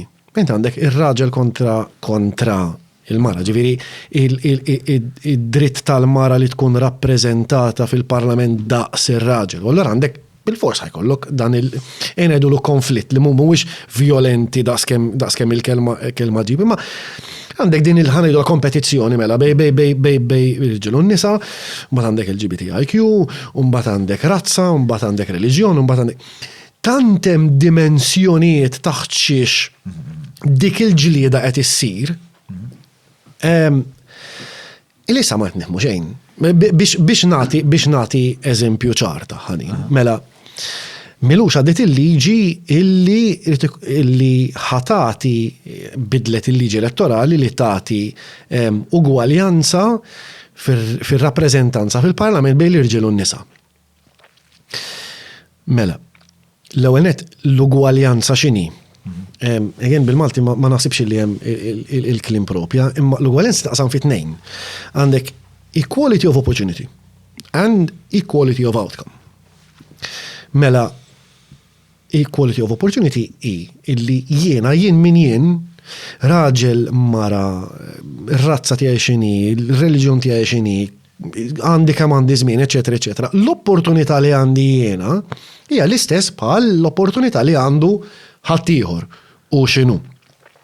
Mela, jekk tidħol l-università, ma jimpurtax x'int, ma jimpurtax taħseb tista' tidħol l-università. Bar given some hurdles you need to go through, you can. All right? That is. But my hurdles and your hurdles, same hurdles. Same hurdles. Yeah. Okay. Issa nistgħu wkoll nargumentaw jekk dawk il-hurdles jistgħux jakkomodaw persuna oħra, ma dak huwa argument separat. All right? Ngħidu li m'hemm l-ebda sitwazzjoni bħalissa li intrinsikament ma tagħtix equality of opportunity. All right? Minnaħa l-oħra għandek equality of outcome. Inti taħseb li bħalissa m'hemmx ebda istituzzjoni li ma tagħtix equality of opportunity għaw Malta? Institutionally for kważi ngħidlek ċert li le. Jina naħseb li ċert li iva. Tieni eżempju. Il-sistema ġudizzjarja. For sure. Eżempju. Ma d-disparità miex identity oriented. So d-disparità hija l-qagħda ekonomika. So, ġifieri jekk jiena on a very basic level, so wow. On a very basic level. Money can buy you a better defense. Money can buy me a better defense. And it can buy you a better house, it can buy you a better car, it can buy you a better mate, it can buy you many better things. Defense is how I interact with an institution. That is correct. Right? And it makes a difference, it does make the difference whether jekux ħanejx ġo mezonet jew penthouse, tamel il-differenza jekux ħanamel sentej probation jew 6 snin ħabs. Sewa. And this is a fact. Iktar minn hekk, ġifieri jiena naf li kien hemm momenti fej l-imħallef ħares lej persuna u qal inti derġej minn familja tajba, ma rridx naħxilek il-bqija ta' ħajtek, mhux se nibgħatek ħabs, ħantik sentej probation. So. Però I know the flip side of that, jien ħdimt ħafna l-ħabs. Għamilt xi 3 snin għamel volontarjat il-ħabs. Naf nies li għamlu ferm inqas milli għamel dik il-persuna u għax one m'għandhomx defense, two għax ħarsu lehom jgħidu mhux daw mhux ġejjin minn pezza ta' delinkwenti xorta. Batu l-ħabs. Da xorta ħnerġa naraħ qoddimi. Right? Ġviri, emmek institution, jina naħseb li ġviri l-ħar darba kelli dil-konverzazzjoni ma' Helena Dalli fuq l-ugwaljanza tela isma, tela jekk hemm disparità fis-soċjetà mhijiex fil-fema tiegħi anyway, mhijiex id-disparità primarja mhijiex nisa u rġiel, suwed u bord, għalfej, għax jekk jiena nkun qiegħed qudiem il-Hilton u tiġi l-Lamborghini u mill-Lamborghini joħroġ raġel iswed, they're gonna treat him better than me kieku jien qed niġru wara l-iskemel. Yeah. Right? So, bla dubju. It has no fucking bearing if he's black and I'm white. The bearing is, this guy is affluent, perhaps not dangerous because he doesn't need my money. Anzi, forsi jista' jkun nagħmel biċċa negozju miegħu da, anzi forsi b'xi mod nista' ngawdi id-disparità għall-aċċess fil-fema tiegħi l-iktar ġejja mill-qagħda ekonomika li titwieled fiha. U għalhekk naħseb li affarijiet bħal skejjel b'xej, skejjel li jipprovdi l-istat huma importanti. U hemmhekk aħna ilna f'dik is-sitwazzjoni snin twal u ħafna pajjiżi jgħidu għalina. Ija, però naħseb fucking good, ġifieri meta niġu għall-erja tal-Baċir pereżempju, speċta ir-rata tal-litterizmu mhux li impruvjat ħafna, ir-rata tal-istiet imur l-università jekk next to nothing. Imma John, hija fin-natura tas-soċjetà, hija fin-natura tal-bniedem stess illi għandek kompetizzjoni. Sure. U f'dik il-kompetizzjoni għandek nies li qed jirbħu hemm nies li qed jitilfu. Sure. Issa, minn fejn inġej, fejn twilit, minn għand min twilit, tagħmel ovvjament differenza. Imma kif ħadd irranġa dik id-disparità ta' minn fejn bdejt, u argumenti komplikatissimu, pero ejja naslu biex naqblu illi to the best of our ability currently, there is equality of opportunity. Issa jekk tgħid li inti twilit sinjur, ħanajtek, ovvjament li għandek ċertu vantaġġi, bla dubju. Possibilment għandek ċertu żvantaġġi wkoll, imma għandek ovvja, ħajkun hemm ċertu affarijiet li huma, però hemm affarijiet ukoll illi m'għandniex kontroll fuqhom, jiġifieri. Jekk jintwilit twil u bjont u bajnejha blu, għandi ċertu vantaġġi. Enormi. Li x'nagħmlu dak ma nista' nagħmlu xejn. Neliminaw in-nies. L-iktar waħda kera però hija IQ. Mela, in-US Army as desperate as the US Army always was to have manpower, The US Army will not recruit you if your IQ is lower than min għalija 85. 87, whatever the number is. Ma bażikament jekk inti l-IQ tiegħek huwa iktar baxx minn dak, laqqas l-armata ma tafis kapaċi taqla bullet ġew iċ-ċek. Allora, dak li jekk inti twilit stupidu, il-kelma jadik, le? Jekk inti twilit stupidu, xużu għanda s-soċjetà għalik? Dik hija domanda diffiċli ħafna. Ovvja li inti twilit b'handicap enormi. All right? Imma, all right, mela, emmek isna għalaqna saċertu punt il-diskussjoni ta' kif għatta bil-Malti, equality of opportunity. Semmejta bil-Malti l-ewel. Anyway, issa, pero jisu, jina il-teorija tija hija din, illi fejn solvejna ħafna, jekk mux kollha, mill-problemi li kenna in terms of giving equal opportunity, probabilment għatem issues komplessi, imma maċem systematic closure of opportunity to anyone in a particular group. That as far as I can tell, isn't yet there. Li wasalna sem, issa isu ma kienx bizzejiet, and we're going into equality of outcome. Iġifieri.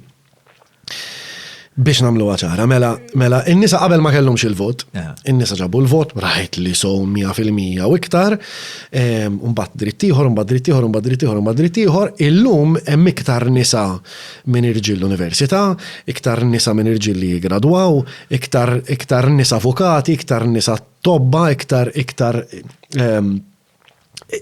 l-avvanz li għamlet il-mara f'40 sena straordinarju. Rightly so. Il-mara tajx iktar minn raġel, il-mara ħafna inqas tmur il-ħabs minn raġel, il-mara ma tmutx fuq ix-xogħol daqs ir-raġel. Nowhere close. Nowhere even close. Waħda xi 90% minn. Even more xi 90%. Ġifieri, okay. Qegħdin hemm. Mhux biżejjed, issa rridu illi noddu kemm hemm irġiel u kemm hemm nisa. U rridu li jkollna l-istess numru ta' rġiel u l-istess numru ta' nisa. Jiena lija dak fallejna bil-kbir. Il għaliex. L-argument m'għandux ikun jekk inti raġel jew mara jew omosessuali jew iswed jew musulman inċint ma jinteressanix. Dak huwa l-iktar argument b'saħħtu li qatt jista' jkollok ma jinteressanix minn fejn ġej, ma jinteressanix x'int, x'kulur għandek, minnu missierek, ma jinteressanix. Li interessani huwa li hemm bej widnek. Dak li għandi bżonn jien, dak li għandha bżonn is-soċjetà u allura sekonda waħda John, sekonda waħda. Mela, il-liġi kif nistrutturat hemmhekk li ħajġri bażikament huwa illi ovvja l-lezzjoni li jmiss, illi ħajkun hemm rappreżentanza ta' rġiel iktar u allura l-liġi b'mod matematiku kontort ħatażel 12 il-mara biex jimlew 12 siġġu żejda fil-Parlament. Sewa, miż-żewġ naħat. Ma noqgħodux nitlu kif ħadd inħadem matematikament, imma biex inkun ċaraw. Il-probabilità hija li ħajkun hemm xorta inqas nisa bħala kandidati. Mela fejn nispiċċaw aħna. Ma interessanix jekk kumiex nisa jew irġiel, assolutament ma interessanix li interessani, però huwa li l-probabilità hija we're going to scrape the bottom of the barrel in the choice of people that are going to in terms of talent. Okay. Ġifieri għalfejn ma nafx min f'sensieħ. Ġiblek eżempju. Tajri tek karozza għandek bżonn operazzjoni. Sewa, u għandek żewġ tobba qudiemek. U tittażel min ħaj opera fuqek, ħajja jew mewt. Sewa, x'inhi l-ewwel mistoqsija li staqsint? Minnu l-iktar nidem kapaċi, probabilment nkun nistaqsi xi kolli xi imma kieku kull nista' noħroġ minn ġismi u nsaqsi tuni l-iktar nidem kapaċi. Tista' ssib li xi ħadd li l-ewwel mistoqsija li ħajsaqsi isma' li mill-mara li mir-raġel. Isma' għandha vaġina dej jew le. Bil-vaġina ħat operak din? 100%. 100%. Ġifieri, Però Min qed jirraġuna bil-mod li ma nistax nifhem din, ma nistax nifhem x'vantaġġ possibilment qed ittina din minn fejn. Ħanżidlek biċċa oħra. Forse daqsxejn komika l-biċċa tax-xogħol, imma illum issa tista' wkoll timla formola ħelwa u ċkejkna u fuq l-ID card tiegħek jekk inti qabel kellek emme tagħmilha F. Immissa taqbes fuq għana Ejja, highway ġdida. Ħriġ tfajta second u ħriġ parat imma. Le, ħana niddiskutu b'naqal kwota. La darba saqbet bizna fuq dik il-landmine, I'd like to join you in the fireworks. Żewġ punti ħfief. Diħa agrakki u rabib. One, għajla naħseb li in-nies li qed ikollna fil-Parlament huma l-iprem talent li joffri l-pajjiż. Ma tirrikonoxxix. Mela, jiġifieri naħseb iktar milli l-kapaċità politika u l-kapaċità deċiżjonali ta' dak li jkun, naħseb iktar hija l-kapaċità ta' dak li jkun li jidher affidabbli, li huwa simpatiku, karismatiku. Simpatiku ħarġet il-kelma. Eżatt, u doċ li xkien il-kelma. Simpatika, nisa simpatiċi. Tiftaħ li xkodba, nerġaw nagħlqu ħiktir u poġġu fil-ġem. Jekk ħajkolna iktar jew inqas talenti, dik għalija hija diskutibbli kważi iktar diskutu jekk għandix bżonn teknokrazja jew le in terms of man, aħna għadna nibatu roly polies in-nies id-dar biex jivvutawna u fucking nitelaw row. U fucking umbad dak ikollu ministeru fidejh. Okay, I rest my case at roly poly. Dak irnexxielu jġib il-voti minant in-nies. Hawn qed nitkellmu fuq 12 il-persuna. As roly poly ma kienu kapaċi jagħmlu ċajta vera miżoġena fiha dik li mhux se nagħmel bon, da segwiski. Isma' issa il-ħaġa l-oħra hija. Fimti ngħidlek jiġifieri, da qed nixbru nies li laqqas il-vot laqas innexxilhom jagħmu lill-votant biex jivvotalhom, jiġifieri laqqas dik il-kapaċità m'għandhom. Li jilagħbu dik il-logħba. Issa, però jiena naħseb li fil-verità u inti għallu dejta li speċa li il-numru ta' kandidati ta' nisa huwa ċkejken. And I have a theory about it. Mem lebda indikazzjoni li dak il-percentaġġ ħajnbidel. Eżatt, u fil-verità aħna nivvutaw 20% tal-irġiel u 20% tan-nisa li joħorġu bħala kandidati. Ġifieri we're voting the same. Right? It just happens li hemm għal kull jinnaf mitraġel hemm 20 mara. Allura ikun hemm dik il-ratio issue. Imma aħna bħala nies maħniex nivvotaw b'mod influenzat mill-patriarkija. We're voting 20% women, 20% of the eligible women, 20% of the eligible males. Right? That's how we're voting. Meta tħares mbagħad li l-elezzjonijiet Ewropej, sewwa tal-MEPs, the parties feel roughly the same, xiġri, dejjem jitilgħu iktar nisa, u mhux tal dejjem jitilgħu iktar nisa, tal-li dawk in-nisa jitilgħu b'mod aktar konvinċenti. Ġifieri, l-iktar żewġ nisa li jitilgħu huma Miriam Dalli u Roberta Mezzola sewwa. Issa jiena naħseb li in-nisa ħarsu lejn l-elezzjoni ġenerali. U għallu, speċta uħasbu għaftit, they thought it true, they're not like us. Aħna we are very, l-irġielu ma aktar ego-driven, we want access to power, we want access to iktar kompetitivi, and I want to piss on the opposition's foot, u iktar bla bla bla. We have this competitive, aggressive trait. Li kultant, jgħata zoppu kull, sawa? U nisa ħarsu lej il-Parlament Malti, mennu, għalu, insomma, ġifiri jena, irrit bażgament il-ħajja privata tiegħi ħassir pubblika. Għaw daw xnijat kollha ta' korruzzjoni u jaf ninqabad f'waħda minnhom jien. Ħajgħodu jħarsu li lej il-familja l-passat, it-tfal, eċetera, eċetera. Biex xiex noqgħod backbencher għal 20,000 fis-sena. X'il-Madonna mmur nagħmel. The payoff just makes zero sense. Meta tartikola hekk, logically, if I'm any good, jekk jiena kapaċi fil-qasam tiegħi u kapaċi fl-intrapriża, aħjar immur fil-privat, mela noqgħod immur fil-parlament biex nagħmilha ma' dak u mal-ieħor. Mbagħad liħor għandna jinqabad jisraq u dak jafu li ħabib tiegħi b'konsegwenza għal 20,000 fis-sena, għal 30,000 fis-sena. Għalfej għamela raġel allura dik il-biċċa xogħol. Jien naħseb li l-irġiel ma naħsbuhomx. And that's evident, it's evident by... Ma naħsbuhom ġat. Naħseb aħna we don't faxxa minna li aħna ħafna iktar motivati mill-idea li nirbħu l-elezzjoni, li nibqaw fil-poter. I think there's more males are drunk on that, and more males are well just aggressive in their approach life, and that's evidenced by 90% males in prison. We have this, whereas women look at it and go, this shit's not worth it, bro. I'm not doing this shit. It's not worth it. L-elezzjonijiet tal-Europa, fucking right, $250,000 fis-sena or something like that, I might be talking shit. Imma, I'm making good money. Yeah. I am representing Malta on the European stage.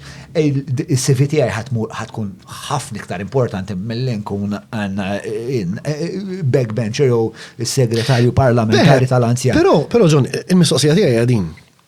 Mela. I think just women have thought it through better, that's all. And now we're forcing them to...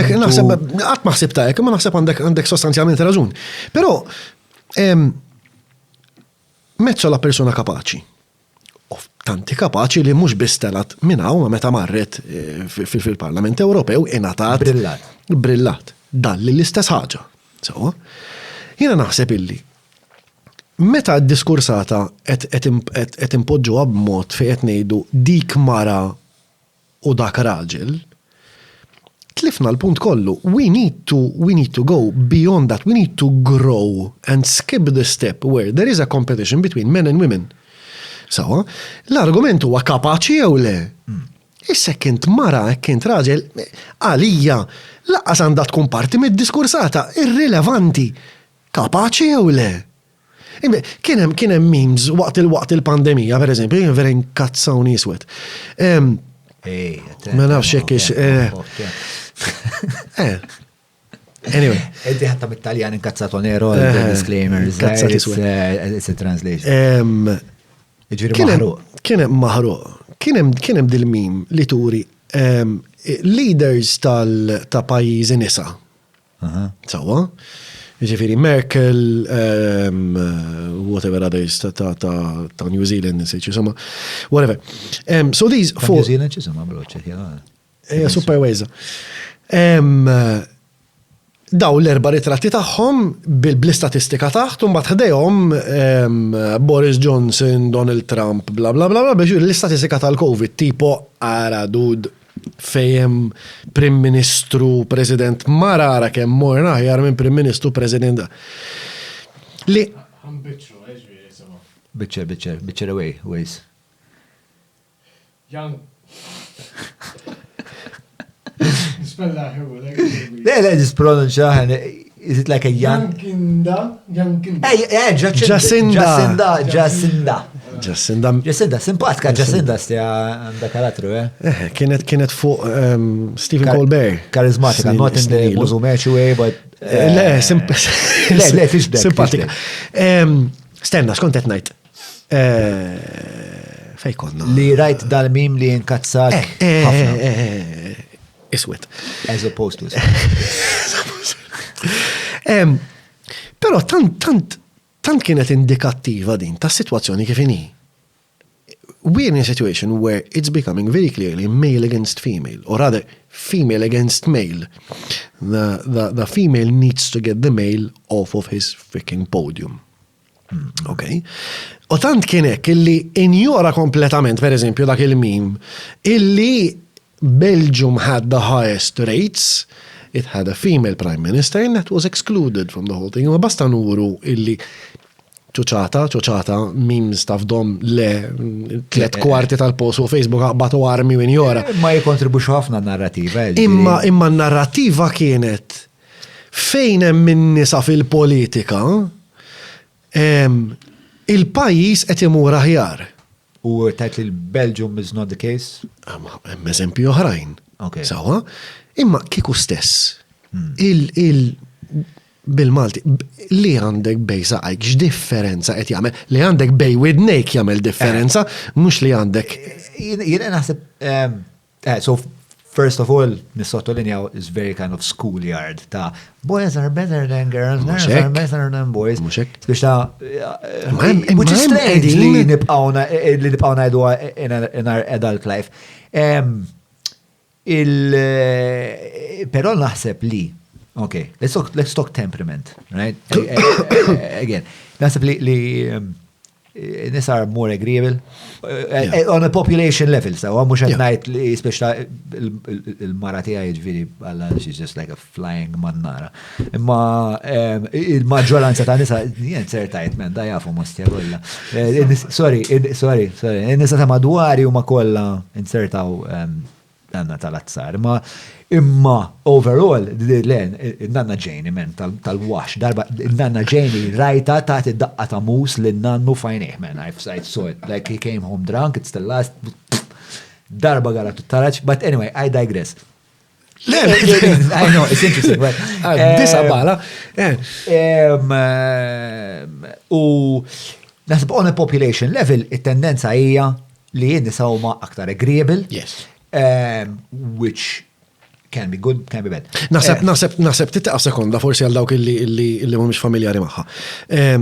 Min fejn ġejja di agreeable what it is about. It's the 5 traits, right? It's the 5 go ahead. big traits. Agreeable ġifieri iktar hemm ċans tirraġuna ma maras biex għal-raġel jaf jgħidlek isma' jiena rritek u hekk irid u daqshekk. Biex overall l-irġiel huma iktar ta' dik il-kwalità, whereas in-nisa huma iktar agreeable, iktar empatiċi, iktar fil-fatt iktar jitlu fi professions, anka per eżempju fl-Skandinavja fej in-nies biex inħelsu mill-patriarkija, eċetera, kif jingħad. Xorta n-nisa aktar imorru għal professions bħal social work, nursing, where there's a lot of care. Mhux xorta. Iktar. Imma l-punt tiegħi huwa li jiena naħseb li yes, there should be more women in politics u probably dan il-cluster fuck li kellna. John, why? I'm going to tell you why. Why that terminology? Because I think we need a good mix. We need the order and chaos. Agreeable and disagreeable, neurotic and order, and across populations we are more we are more one way, they are more the other way, and I think in the decisional process has nothing to do with għaxaw so much nisa mela nisa they need to be represented, because then we're going to get into like intersectional ground. But I think a more empathic approach, a less aggressive approach to politics could possibly help. And I have no problem. I think it's something li għanna nippruvaw.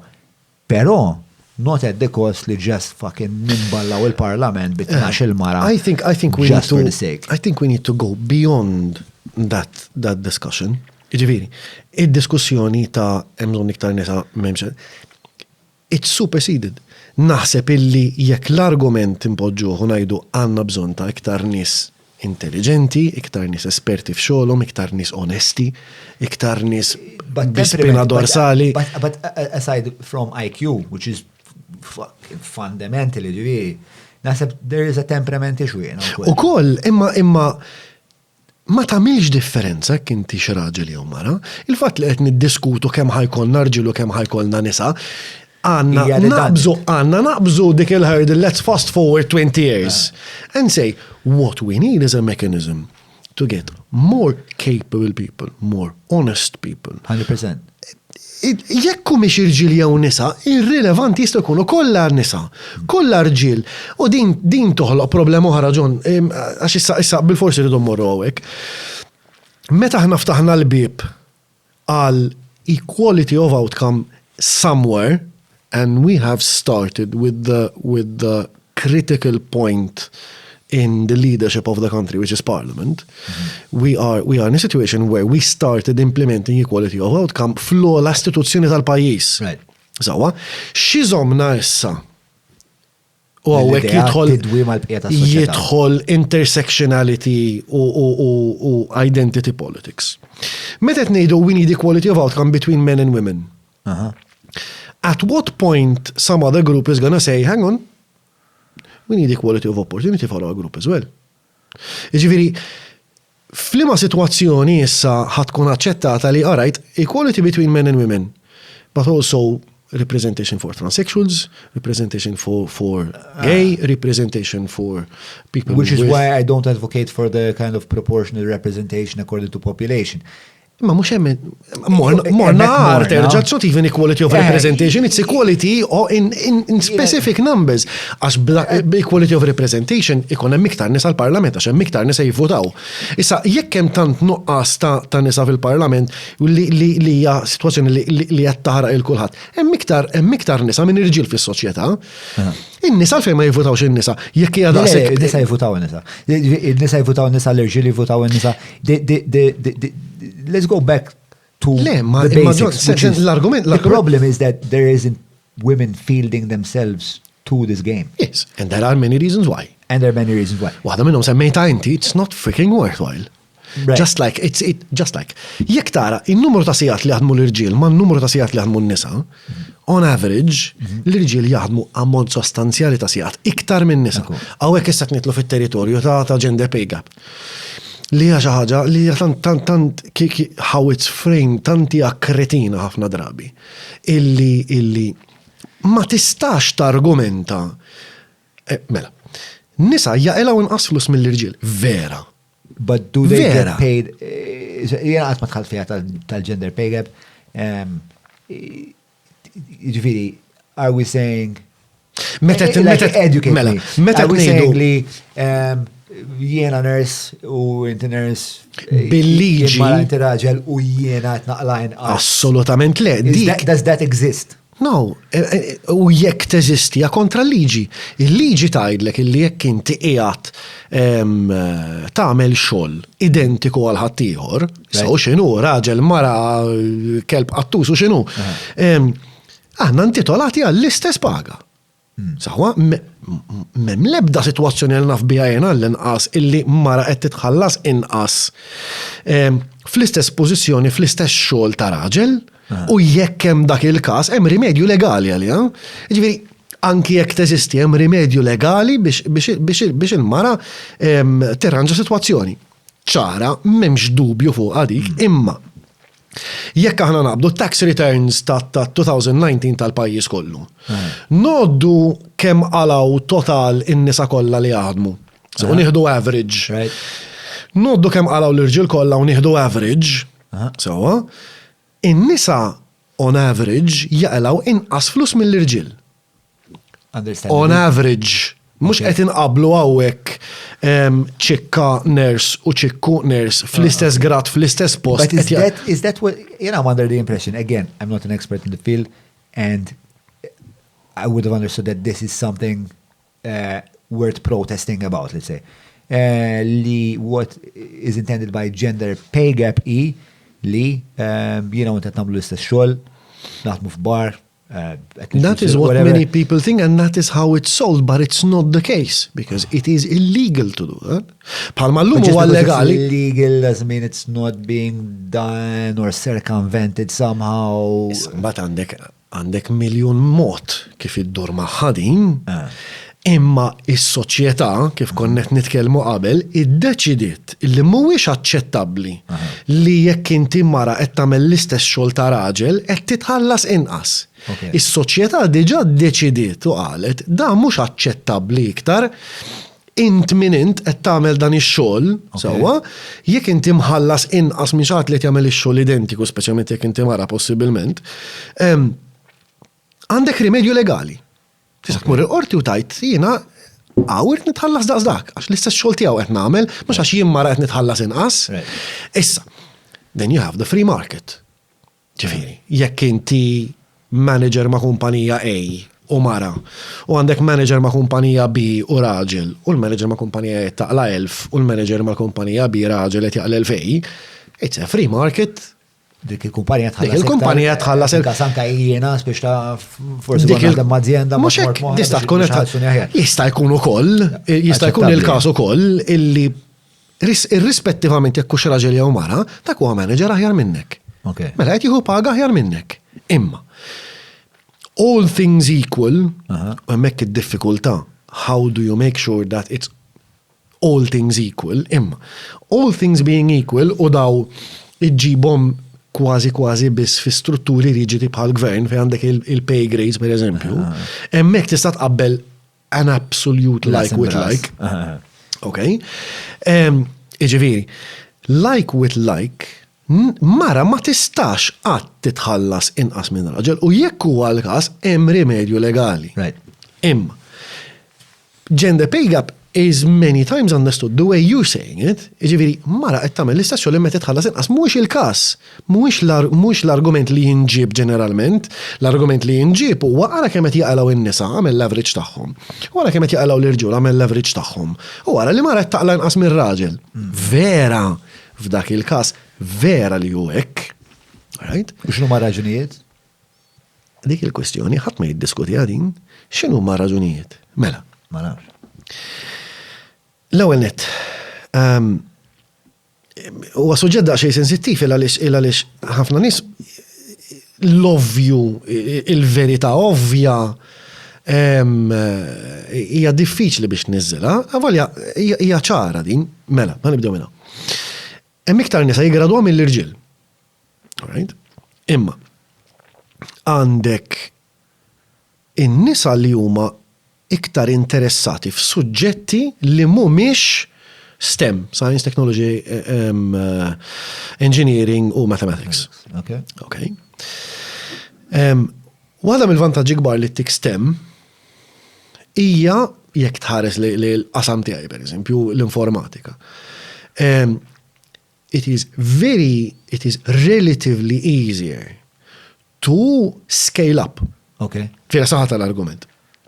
Jekk jiena għamilt app, tfajt l-app fuq Google u fuq Apple, dik l-app namela €1 per download, jiena dik l-app għamilta darba. Issa, nizzela xaħat darba, jew nizluwa 100 miljon ruħ, l-effert tiegħi huwa l-istess. I can scale up very rapidly and very easily. Right? But if I'm a nurse, if I'm an ITU nurse, literally, it's a one-to-one relationship you cannot scale up. There is no way in hell you can scale up. As an ITU nurse, you can take care of one patient at a time.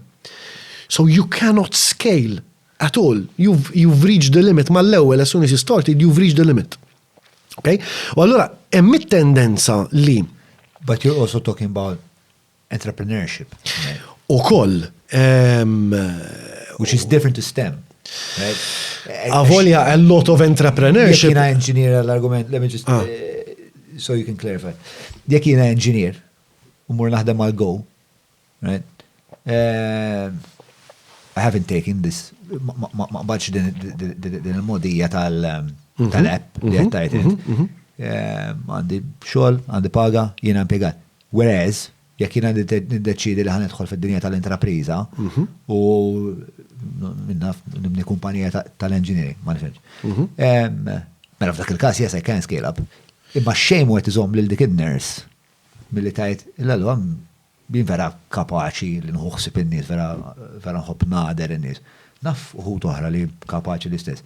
Għax ma nibnix kumpanija ta' nisa bħali, let's say it's women, or a woman doing it, ta' nurses oħra bħali, and I can scale up. The likelihood of that is very, very, very low. Kemm il-kumpanija ta' nurses tafint? Mbagħad għidlib kemm il-kumpanija tal-IT taf. Malta tal-carers li huma pjuttost popolari u maftit. Still, John, it's difficult to scale. Iġifieri, jekk inti biex nieħdu l-eżempju ta' qabel, jekk inti ftaħt kumpanija ta' nurses, all right, u inti toffri servizzi ta' nurses l-isptarijiet and whatever, it's still extremely difficult to scale because you need resources. Right? Sure. Għandek Human bżonn resource. nissipin nurses at some point in time ħatolqot a ceiling u minn hemmhekk imbagħad your only way out is to start training new nurses, which is going to take 5-6 years. Jew timporta mill-Pakistan, bro. Jew timporta mill-Pakistan. Jekk ma Mater Dei. Mill-nix mort namel il-test tal-Covid. Ma kienx hemm Malti wieħed. Maltija waħda. It's understandable as well. It's the nature of how economies work. That is a kind of business which is very difficult to scale. Right. Sawa. Mentri jiena għandi 21 sena għadni kif graduajt għamilt 6 xhur magħluq fil-kamra tas-soldati għadni noqgħod ma' missieri, ktibt lab, went viral, it was downloaded 1 million times. Okay? The effort for the same return to be done through a company giving nursing services straordinarjament differenti. Because one is human-based, the other one is... One is one person in a bedroom and reaches potentially 1 million people in a day. Ma xinu ma ċansijiet li tirnexxi fuq dak il-livell stratosferiku li qed issemmi bħala. They are relatively low. Okay. But so are the chances of a company providing nursing services to do the same thing, anzi iktar. Għaliex you're constantly going to hit a ceiling somewhere. Okay. Right? Mentri jiena my only ceiling as an app developer u tfajt l-app tiegħi fuq Google, all right? Hija jekk in-nies ħaġobhom jew le. M'għandix xkiel ieħor. So, It's just whether someone is going to like this or not. Right. Period. Right? And how does this Issa inform l-istramberija the rest of the hija conversation? illi generalment females up until the age of 16-17 they are actually better in STEM fields. Okay. Okay? But studies show then that at that age, approximately, they move away from STEM. Mux kolla, ovvjament, naf inġiniera nisa, naf ammont minnom, ma in general, by temperament, they choose otherwise. By temperament, putting it very, very simply, women are interested in people. Men are interested in things. Across populations, in Across populations, across across whatever dimension you want to throw at it. Okay. That is what happens. Very simply put. Jekk. But nista social constructivism? Dik hija problema tagħhom. If they decide to ignore fact, if they decide to ignore scientific studies, if they decide to ignore statistical validity, that is their freaking problem. If they want to argue that way, they can argue that way on their own.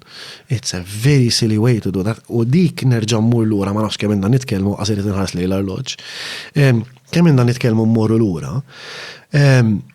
Din hija l-problema fejn qed tinjora l-fatt quddiemek li konnet ngħidu qabel illi nistgħu niddiskutu kemm trid. Imma jekk if your starting point is to deny a scientific fact, then there's nowhere to go. Okay. If you are ignoring that immense column that keeps everything up, all right? Biological fact, statistical fact, scientific studies, etc., etc., etc. Jekk l-istudju jekk l-argumenti jak l-ewwel ħaġa li ħajajt huwa il-bioloġija ma teżistix. Le, mhux qed jgħidu. Le. So that's an extreme version of It's an extreme version of that. Maħniex il-boġon. Le, ovvjament hemm esponenti. Ovvjament hemm esponenti fid-dinja ta' postmodernista li għadu lek it's all social construct. Ekku. Right?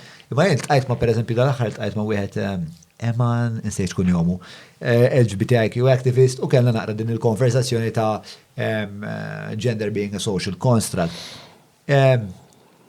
Pero jaċċetta l-fat li minkejja li it is a social construct, jew għal-menu bilna fil-konversazzjoni, it doesn't mean that a social construct is not the dramatization of biology.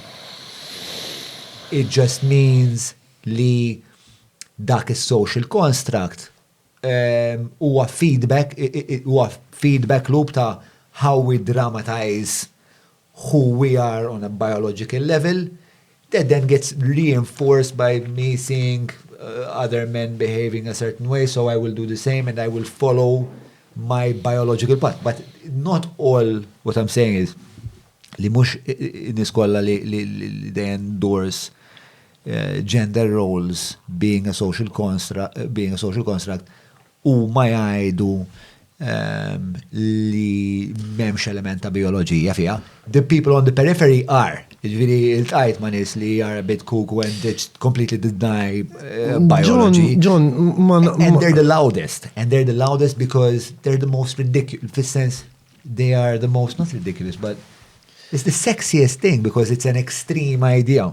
Allora it's gonna get, bħalma ta' kellna jenna il-Norman Lowell jitkellem. You're always gonna gravitate towards that and think that all people that want to talk about right-wing ideas are Norman Lowell because he's the loudest in the room.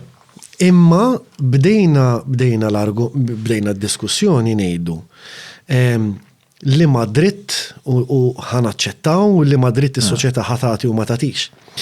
Għaw issa ġejna f'sitwazzjoni fejn isu l-opinjoni ta' kulħadd u allura dak id-dritt li xi ħadd qed jisaqsi għalih. Isu l-opinjoni ta' kulħadd trid tiġi mhux biss mismuha imma aċċettata u kważi rispettata. Mela, hemm sitwazzjonijiet fejn the fringe element of the discussion has very rapidly become mainstream. Okay. Right? Mela. Eja naqbdu suġġett naqra. Id-disa nofs? Jeez. Kemm ilna wejs? 149. Okay. Id-disa bħala. All right. It's almost 2 hours. Thank you, Waze, for that Thank you. rain check. Mela. Let's wrap this up. Fuq punt Kolli check il-mowel. esplosiv. Good. Mela. Ħanibda minna. Tiftax landmine oħra. Le, nżommu għal darba. Let's make this more felicitous. Ħanisbet issa, bon. I can't fucking believe it. I don't know if this will make it to public view or not, pero ħajkun hemm element ta' quick fire questions. Spara, Johnny. Sound on my phone, just 1 second. Dan huwa bażikament l-antitesi ta' dak kollu li għad fuq xarabank sewwa, żon fil-qosor, bro. Imma biex iddaħħalni fl-atmosfera tagħmel idek hekk. Vera nafx meta n-nies ta' jirattur ta' s-sob. Mela, tlana. Maybe we'll have some music running, I don't know. Let's pretend there's music. Mela, not longer than 5 kelmiet. Alright? Mux iktar minn 5 kelmiet. I don't know, t-prova miegħek, issa naraw xejġri. Mela, il-bone, xieħob. 5 kelmiet. Mużika, ħafna. Diskussjoni bħallaw, muta li jom, il-ħadkom il-5. Għandha ħafna affarijiet. Teknoloġija. Koħra. I absolutely adore technology. I love traveling. 5 għadnijom. Għadnijom. Xtobot? Medjokrita fil-bidonet.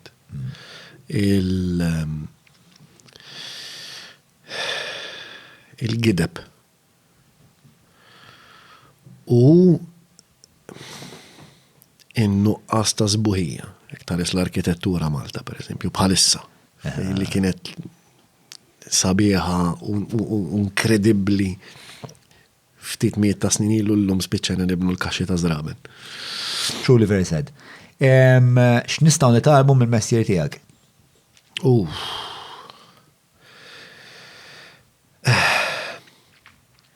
Kemm in-nies għandhom joqogħdu attenti mit-teknoloġija, kemm it-teknoloġija fetħet bibien żbieħ importanti imma l-attenzjoni li wieħed irid jagħti għat-teknoloġija speċjalment f'idejn tfal.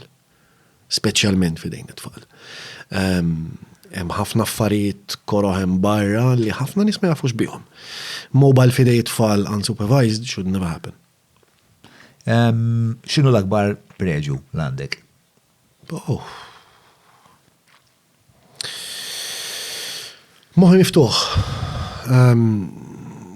Irrid nisma u irrid nifhem għalfejn qed tgħid dak li qed tgħid.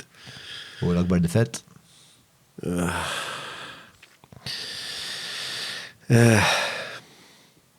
Daqsxejn ifissat wis fuq structure and order, which sometimes keeps the boundaries too close.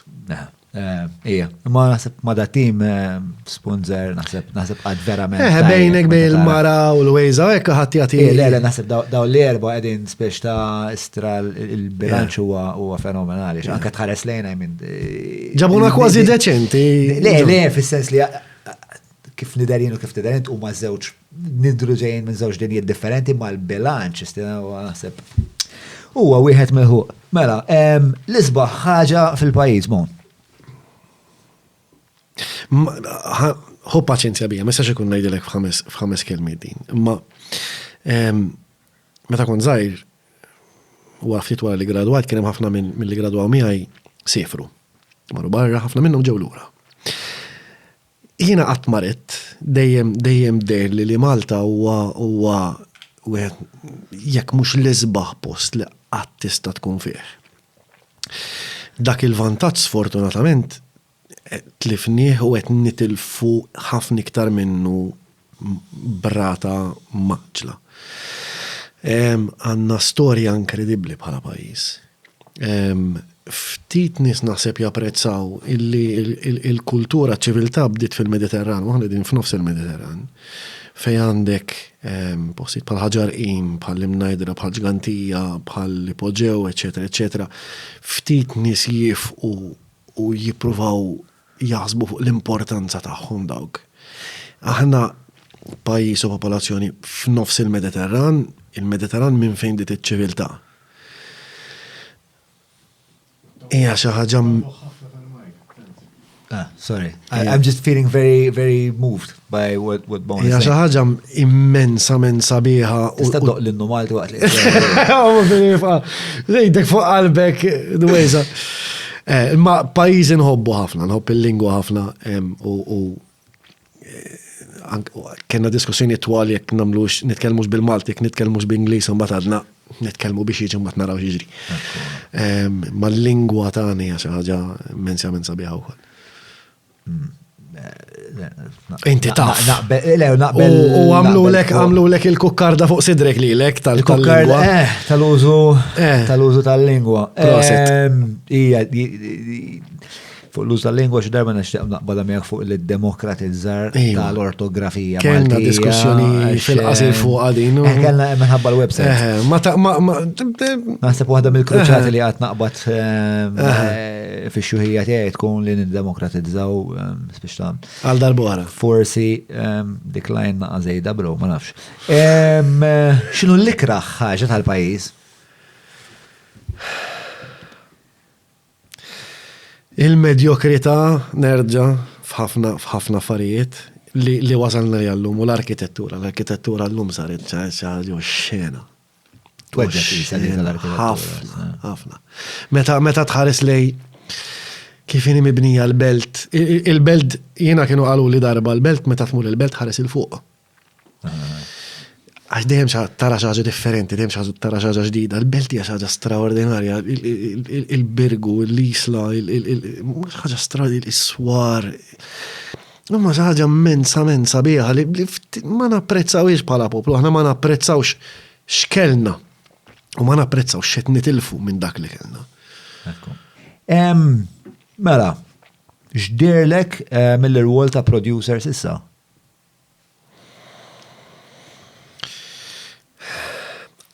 Ma pretendejt li podcast tiħu daqsek xogħol biex tlesti għamen għaddisa. Vera interessanti. U tal-limt ħafna minn Marku, Mark wieħed mill-iktar nis resourceful li għattrajt f'ħajti minn. Għajlu għandi bżon, laqqa tispiċa sentenza, tara jfitteġġo kaxxa minna u minnem xaħġa toħroġ biċċanjama, stand, frame, xaħġa toħroġ. Għat ma konx naf. Issa jena, by professional deformity, kont esposta l-ħafna tipi ta' businesses differenti, tipi ta' operations differenti. This not really. Għat ma pretendejt li kienem daqsek xol biex tipprepara xaġa daqsek sempliċi daqs konverzazzjoni bejt nej minnis u l-angle tal-kamera u l-lighting u whatever else. U l-print ta' t-tefittazza. Il-print ta' t-tefittazza. Ma this was really fun. This was really interesting. So, il-rwol s-stati ta' producer, estimation dijak, it was really fun. Et napprezza ħafna il-fat li għandi xaħat qoddimi u mux bħal-mara jistenna l-full stop. Mux bħal-mara in ġenerali u mux bħal-mara tijaj? Mux bħal-mara tijaj. Jistenna l-full stop. Twerriċni, Allora, kull darba madonna.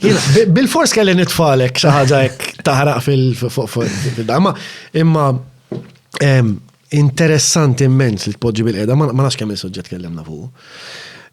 Imma at some point irridu dawn issa naqbduhom u bl-Inglis ngħidu we unpack them in more detail and see where they go. Per eżempju podcast bit-tema ta' dik il-ħaġa u nippruvaw spiex nagħmlu.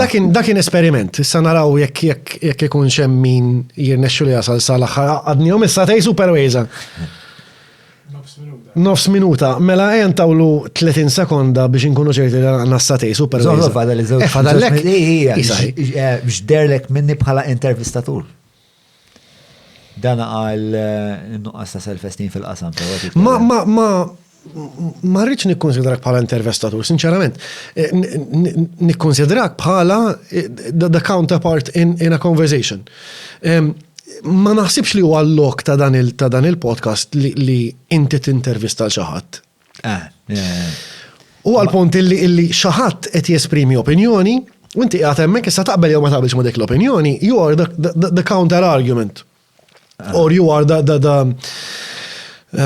the one who challenges the argument. Ir-qim forsi għal. Għax li tintervista xaħat minn xismek skun jomok x'tagħmel minn fejn ġej. Li konnet nitkellmu qabel huwa it-tur datab li jsir f'ċertu meetings li huwa ridikolu. Mhuwiex ir-rwol ta' intervistatur, ir-rwol ta' li qed tesplora ma' xi ħadd idea. Isma' dir-regola tal-fucking 5 kelmiet jiġifieri mhux ġej tal. Down the fucking drain, man. Down the fucking drain. Miss 5 mistoqsijiet għax għand il-mara d-dar u lejla memx it-tifla. Għandek xamil il-lejla ġoni imħabbat. Subajja ma' u joqgħod taħdu. X'tixtieq, 5 kelmiet, x'tixtieq għal-ġejjini tal-podcast? Li ikun hemm nies li jaraw jisibu valur fih. Li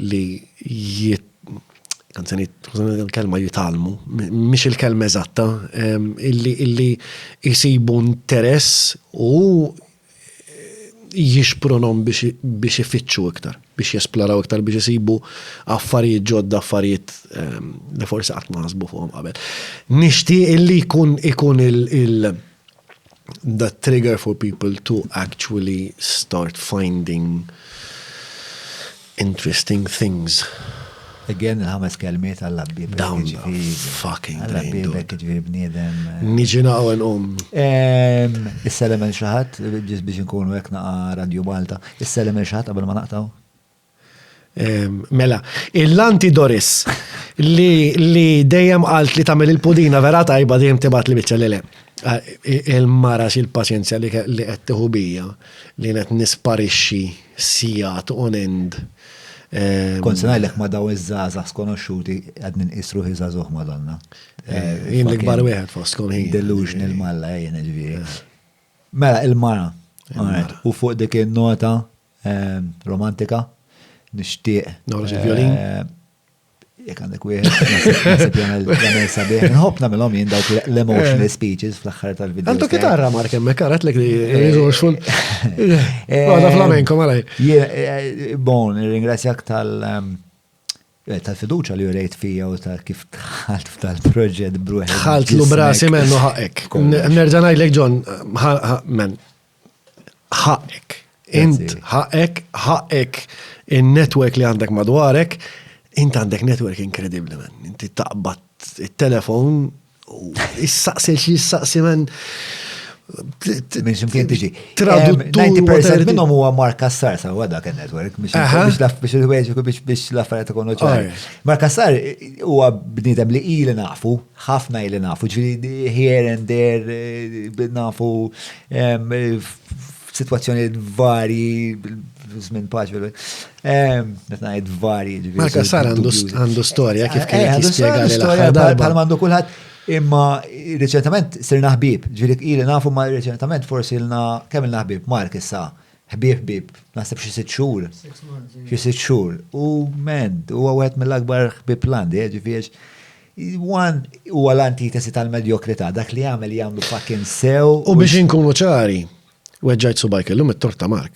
Għax l-ewwel darba wara jiri li nitrejja kważi esklusivament il-ġuġitsu ma' Mark. Naħseb issa jili xi xahar, Mark biss kont imur klassijiet u ma kienx tkolli ħin. Again, Mark jiltaqa' miegħi fis-sitta ta' filgħodu qatt m'għamilha imma qiegħed jagħmilha spiex ta' qed jaġevolani u ġifieri da fil-5 jirtaqhom biex jiġi għandna joqgħod jgħinni għall-ġuġitsu. Darba li telaq Mark. Le, trejajna u Mark. Morna l-klassi tal-ġuġitsu. Mark kien il-partner tiegħi waqt il-sismu tal-ġuġitsu. Kif telaq Mark, bdejna l-sparring, jgħidulu, it's like the play fighting aspect, or the, like, it's not, I'm not, it's called a role. Thank you for the correction, Mark.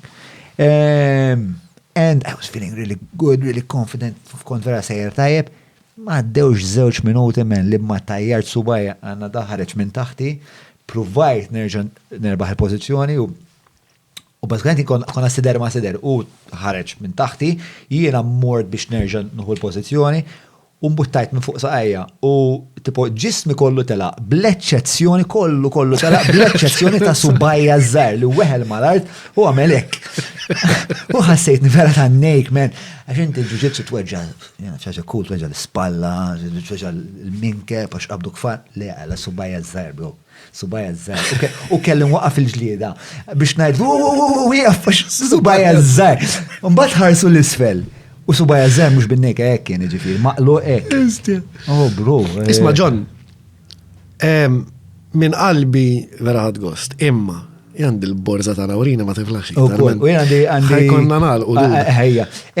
Kif, so yes, Mark Kassar, you're the fucking man, bro. U super Wejza għal darbohra u grazzi tal-leġi. Grazzi li John. Wejza għandu l-kariga, apparti li juhu l-ħsib daw l-affarijiet kollha, Wejza juħsib l-oħti, man. Għandek situazzjoni kritika. Għandu salib xi ġol, Wejza. Oħti ovvjan xobba daqs daw l-għajnejja hija fucking. Imma xorta salib. Hija l-ġenju tal-familja fil-verità u li ma kienet ċali għal-virien Kristu jaffejet l-lum il-ġurnata.